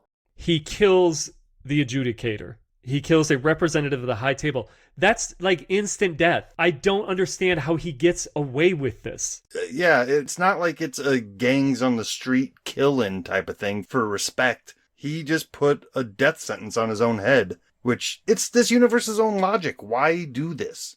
Right. He steps off Continental grounds to do it. You notice that he steps off the step so he can, for whatever reason, and I guess the reason to send a message. Why? Because it sends a message that he doesn't want to play with the high table. He's been in fealty to the high table for decades. He says this repeatedly. Everybody says this later in the movies. The only thing I can think is maybe they were trying to potentially set up a second season, and that would be the contention is now he has the Continental and the high tables after him. Do you notice that the adjudicator's license plate says swear fealty? SW fealty. Clever. Yes, I did notice that. And we finally get to see the adjudicator's face. I don't think we even mentioned she has this, like, reverse Phantom of the Opera mask on. It looks like some jaw work. It goes from her temples around her mouth. And in episode 2, she took it off to eat, but we weren't allowed to see what it looked like. Here it falls, and it's like her lips were cut off or something. She just... Yeah. She kind of looked like Darkman around the mouth. There's a background story. It takes 15 minutes. They cut it. It's on the cutting room floor. It was the last subplot. Could we leave that in and put all of the stuff with the orphan master on the cutting room floor instead? I'm totally in favor of the director's cut version of the Continental if it makes a little bit more sense. But we're going to end with Winston at the balcony of Cormac's old office, Winston's new office, and back in the New York groove. I do love that song. Good musical choice. Though I prefer Ace Frehley's version of it, but, you know. I prefer Ace's as well, but you don't hear this one too often. I felt some of the songs were a little cliche, some were a little too on the nose. This one, I give a recommend to New York Groove. But do you give a recommend to the series? Justin, Jason, do you recommend the Continental from the World of John Wick? Justin. Like I said earlier, I've not necessarily been enjoying my time in the John Wick world. The movies have done just enough to keep me interested, and they've been spaced out far enough that I can fool myself into going in and being a little bit excited, and they do just enough to keep me sitting there. So when I heard we were doing this, I kind of got that feeling of dread again, where it's just like, oh, we're doing this again. And then it started to hit me that, like, we're doing John Wick without John Wick, the one thing that would get me to want to watch this. So I'm going to give it a shot. And I will say there were some good things here. The musical choices I found mostly fun and appropriate, if not ironic, like we had said earlier, but it made it go by a little faster. The music kept it upbeat. Some of the action scenes were fine, but at the end of the day, I don't necessarily need Winston's backstory. I don't need to fill out this universe more on the fringes. It's just not something that interests me. And the whole idea of this movie, miniseries, whatever it is to hit you in the nostalgias, right? It's for guys like us to watch this and get a little bit of nostalgia for TV commercials from our youth and cartoons and stuff like that, to hit you in the feels. And I think it says something about this show that the thing that hit me the most in the feels and kind of came out of nowhere and awoke something in me that I didn't remember, but it painted a really vivid picture in my head, was a scene we didn't even talk about. At one point, they go to steal a telephone van, and when I saw that van with that, it was like a Ma Bell with that khaki green color on the side and the blue stripe, like that just really awoken something from my childhood. It's like, I remember seeing those vans all over the place when I was a kid, and then they just kind of quietly went away because Ma Bell wasn't a thing anymore. And if that's going to be the biggest thing that sticks with me from this, something went wrong along the way. And I can't necessarily pin it down on any particular actor or any writing. I think it's just too much going on, and it could have been pared down into a feature-length show. It didn't need to be a miniseries, which kind of sucks because, to be honest with you, in this day and age of streaming and where we get overly long, stretched out seasons of things, I wouldn't mind more people taking a shot at a streaming miniseries. If you've got enough story to play out over the course of 4 or 5 hours, hey, do it. I'm for that. I'll take that over 16 episodes of 45 minutes long any day. But they didn't have that here. This felt like they had a movie, then they're like, well, that's not enough. Let's make it longer. oh, we almost have a TV series. Oh, we don't have enough for that, but we're going to leave all this crap in. And it just makes it muddled. I think if you pared this down and somebody edited it into an hour and a half, hour 45 minutes, there might be something decent here. But for me, it's not there on screen, and I can't recommend this. Jason. And Justin, I really am right there with you. For my first review, I'm so grateful to be here as a host. I wanted to really love what we were going to do. I am a fan of the John Wick movies. I'm looking forward to more of them. This series, I'm going to say it shouldn't have been this, but this is what we get. There are a million prequels, sequels, spin-offs that should have been different stories when we watch them. They're all in the Now Playing archives. I'm certain that this one will be as forgotten as Hannibal Rising or The King's Man. There is a difference between world building and world explaining, and to me, this is just a classic case of over-explaining the universe. It giving us backstory of minor characters that we didn't ask for, trying to fill in every little blank because they have the runtime. The word I kept looking for and I found it's demystifying to me. It demystifies the series a little bit, demystifies a little bit of the Continental. And because it's a prequel, it's not adding anything to the story because we've seen this kind of thing before. I dropped the name Solo, the Hobbit trilogy. You could argue that the Boba Fett stuff that they've done in the Star Wars universe, there's a reason why you take those kind of stories and you put them into books, because it just can't make for an exciting prequel film or television. So that's a format where you can justify taking a deep dive into a character's origins. Sometimes I think a little bit of mystery, simplicity makes a character effective, and you don't need to go any further than that. So there was so much in this series that was just a little unnecessary. The 3-episode structure, it's still a struggle with pacing. It stretches out what could have been a tight maybe 2-hour John Wick prequel. Now it's a bloated 4.5 hours. You break it down, it's a classic 3-act story, but every 90-minute episode is an act, and there's too much filler and there's not enough momentum. So by the time the finale rolls around, which is the 3rd act of the 3rd episode, it's just too late and they've already lost me. So we've already discussed the setting, how they try to make it feel like a lived-in world, and sometimes we were convinced and a lot of times we weren't. We talked about the music choices. That to me never felt like John Wick. The movies don't do music that way. I get why they were doing it here, but I didn't really love it. The characters, the ones that are in the movies, they don't really behave or act like they do in the movies. The assassins, they're a different breed than we see in the movies. And I think that they were trying to branch out, but again, it's a prequel. Are you telling me that this all existed before, but it never existed later? There's too many disconnected subplots. The cigarette machine in the dojo, the Vietnam stuff that affects every character but Winston. It all distracts from what we thought was just going to be the Winston arc, the Winston story. So when it's over, I don't look at the Winston and Sharon characters and say, I will be seeing you later in John Wick, because these aren't them. So in the end, I got a show that's trying to be stylish, trying to be relevant. It's definitely more surface than substance. I have to give it a not recommend. It falls short of what makes John Wick a solid franchise, and it just doesn't enhance your enjoyment of the movie, so you can skip it. I agree with what both of you said. For me, this just feels like so many TV spin-off properties. I don't care if it's Marvel or Star Wars or Gung Ho or The Crow. It's inessential. It feels like a cash grab made not because there was a story someone was burning to tell from a universe, but because there was money to be made. And you might say that about every sequel and every spin-off, but I disagree. I think you can see, like when Brian Fuller went to Hannibal, or the Bates Motel TV series that was on A&E, where somebody is inspired by a universe and says, I have a story I want to tell in that universe, versus the corporate mandate of, let's make product. And do you have a concept for a product that we can put on our another channel of distribution? And that's how I feel about so much of this. I am so unenthused about the upcoming Alien television series. And I love the Alien movies, but fuck you for making another goddamn TV series off a movie.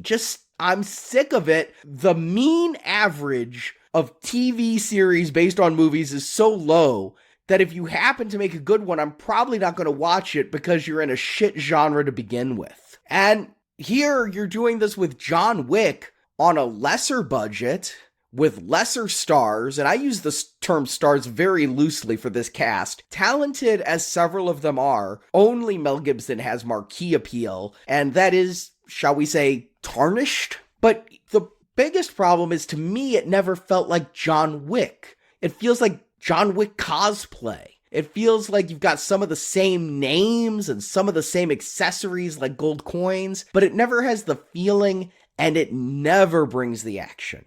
The action here is decent, but the John Wick movie's action is exceptional. And this is well choreographed at times. We've talked about it. Yen's fights are pretty good. Some of the gunfights are pretty good. The car chase is pretty good. Okay, so there's some stuff in here that's pretty good, but it's so much lesser than the rest of John Wick. But you know what? Nothing in this series is really awful either, is where I found myself. I would never have sat down to choose to watch a TV series based off the John Wick universe that had nobody involved. If you even had Ian McShane as a narrator, I would have been more interested than by having nobody involved except Mel Gibson. So when I'm watching it, I'm there like, the only thing I'm hating are the two women's subplots. And it's not because they're women, but because they have bad subplots. Lou and her father's legacy is the worst thing about this miniseries. And De Silva's mysterious hunt for Winston was time wasting.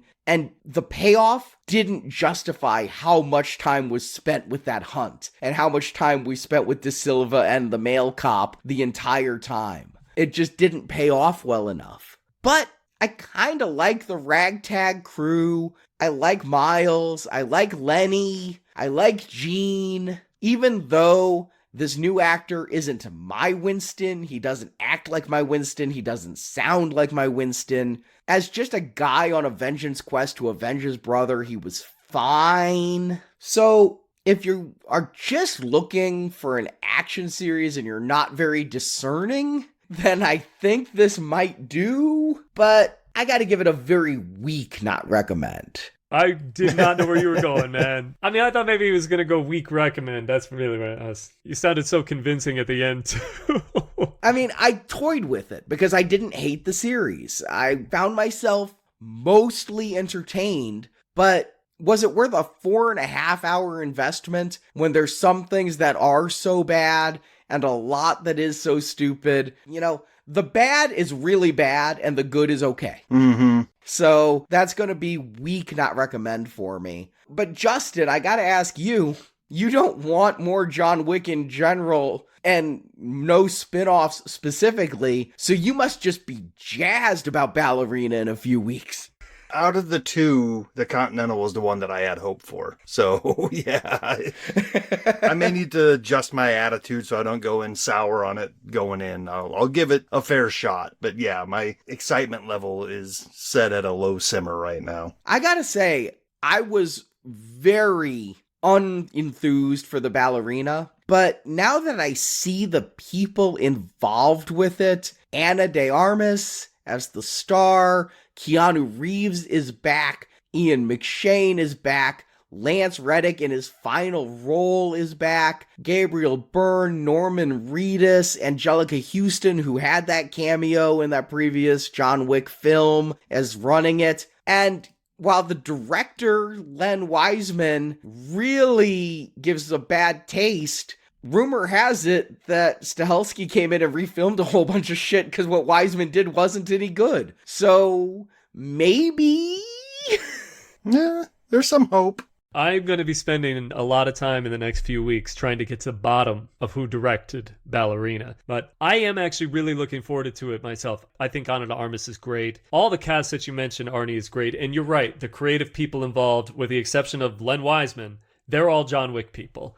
And in case people don't know who Len Wiseman is, we've reviewed most of his movies when we did the Underworld retrospective series and also the remake of Total Recall. I do believe we are just going to continue having done his entire filmography. Don't forget Live Free or Die Hard.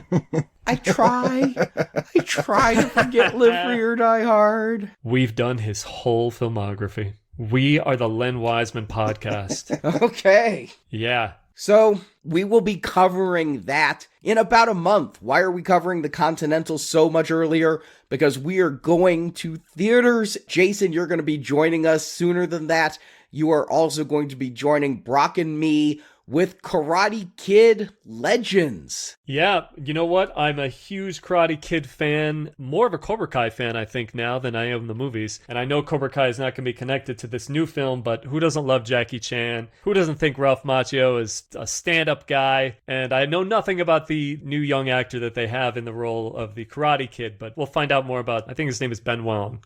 Yes, so that'll be in just a few weeks. Next week, Brock, Marjorie, and I are going to be going back to the Final Destination retrospective series with Final Destination 6 Bloodlines. In the meantime, this Friday, if you are a platinum level donor, Stuart, Justin, and I reviewed Ghost in the Shell, the new movie. We weren't going to do this one. It was sort of direct-to-video, but we had a listener write in to Stuart and say, hey, I saw this in theaters, and so you guys should cover it. And the appeal moved Stuart. He decided, why not? He rearranged our schedule and threw in a fourth movie for our platinum donors. Ghost in the Shell, the new movie, is kind of the end of a TV series and kind of a reboot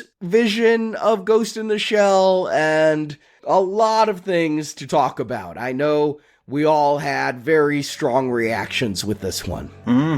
Yeah, that one will be interesting. So I hope you can join us at the platinum level donation.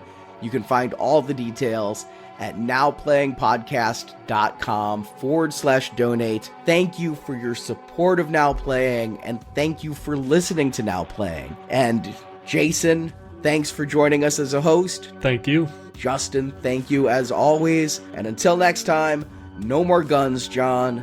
No more bullets.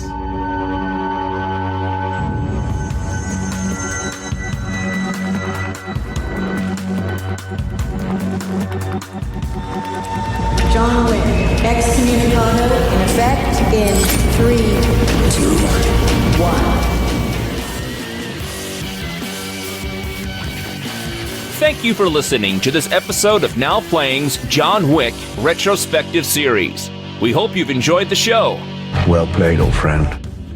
For more movie review podcasts, visit the NowPlayingPodcast.com archives. There you'll find hundreds of film reviews, including Die Hard, the Jason Bourne series, Constantine, Kingsman, Machete, the Marvel Comics movies, and more. And come back each week for another new movie review. You got out once. You dipped so much as a pinky back into this pond. You may well find something reaches out and drags you back into its depths. Now Playing relies on listener support to keep operating. Let's go to the vault. We have released over 150 donation podcasts. Available there are series like The Matrix, the Quentin Tarantino films, Planet of the Apes, Jurassic Park, Aliens, and much more. Links are available from nowplayingpodcast.com. I need your help. After this, we are less than even. You can also join our crowdfunding campaign to help our show grow. Patrons of $10 or more get a new exclusive movie review every month, plus even more perks, including one where you can pick a movie for our hosts to review. Find the details on our website. You have no idea what's coming to you. Also at nowplayingpodcast.com/book, you can order Now Playing's film review collection, Underrated Movies We Recommend. This book has 125 reviews about films you probably haven't seen, but you should. Oh, and remember, you owe me. You don't want me owing you. You can also follow Now Playing on Facebook and Twitter. There, the hosts post new episode announcements, movie reviews, and contests where you can win movies and soundtracks. Tell me, Mr. Wick, is this a formal event or a social affair? Social. You can also help out Now Playing by leaving us a 5-star review on iTunes. A link to Now Playing's iTunes listing can be found at nowplayingpodcast.com. I'll try and do the same. Now Playing's John Wick series is produced by Arnie Carvalho. You are now in the presence of the motherfucking king! Associate produced by Jason Latham. You do realize that I'm management now, right? So I don't go around shooting people in the head. Now Playing is edited by Heath, Santiago, and Arnie. Sometimes you gotta cut a mother. Now Playing's John Wick series credit narration by Brock. Shall I announce you? Yes, please. The John Wick films and all the audio and music used in this show are the property of their respective copyright holders, and no infringement is intended. Mr. Wick broke the rules. Do you understand the repercussions if he survives? The opinions expressed on Now Playing are those of the individual hosts and may not reflect the opinion of Venganza Media Incorporated. What do you say? Enough. Now Playing is a Venganza Media production, copyright 2025, and no part of this show may be reproduced, repurposed, or redistributed without the written permission of Venganza Media Incorporated. You done, Diggo? We're done.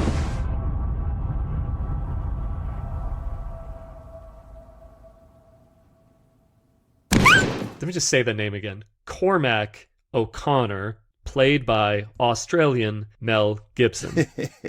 Sounds like a Mortal Kombat villain. Ermac, there you go. That's what does it for you. But then that movie producer nods at somebody else, who then walks past and nods at somebody else, and it's reminding me of that moment in Johnny Dangerfield where finally... Johnny Dangerously. The mob boss goes, "No more nodding!" Johnny Dangerously, Arnie. Oh, it's reminding me from that scene in Johnny Dangerously. Reminds me of a scene from an old John Ritter movie called Skin Deep, where I don't remember the plot of it. Yes! Great movie. I remember Skin Deep, and I know what you're talking about. Yep, there's a scene where he's getting it on with a woman and he's got a glow-in-the-dark rubber on. Chelsea Field. Yep, and somebody else comes in with a different one and all you see is two flopping members glowing in the dark. More, I think his was like green and the other guy's was red, and you hear lightsaber sound effects. Skin Deep gets a recommend. Sorry, I spelled it for the future review. That was the most important day of your life. For me, it was Tuesday. Right, exactly. That's exactly what I was trying to say. Very succinctly. Mel could have pulled off that line. Raul Julia pulled off that line. In a shit movie, Raul Julia pulled off that line. He did. But I think Mel could have done it either. Raul Julia better than Mel.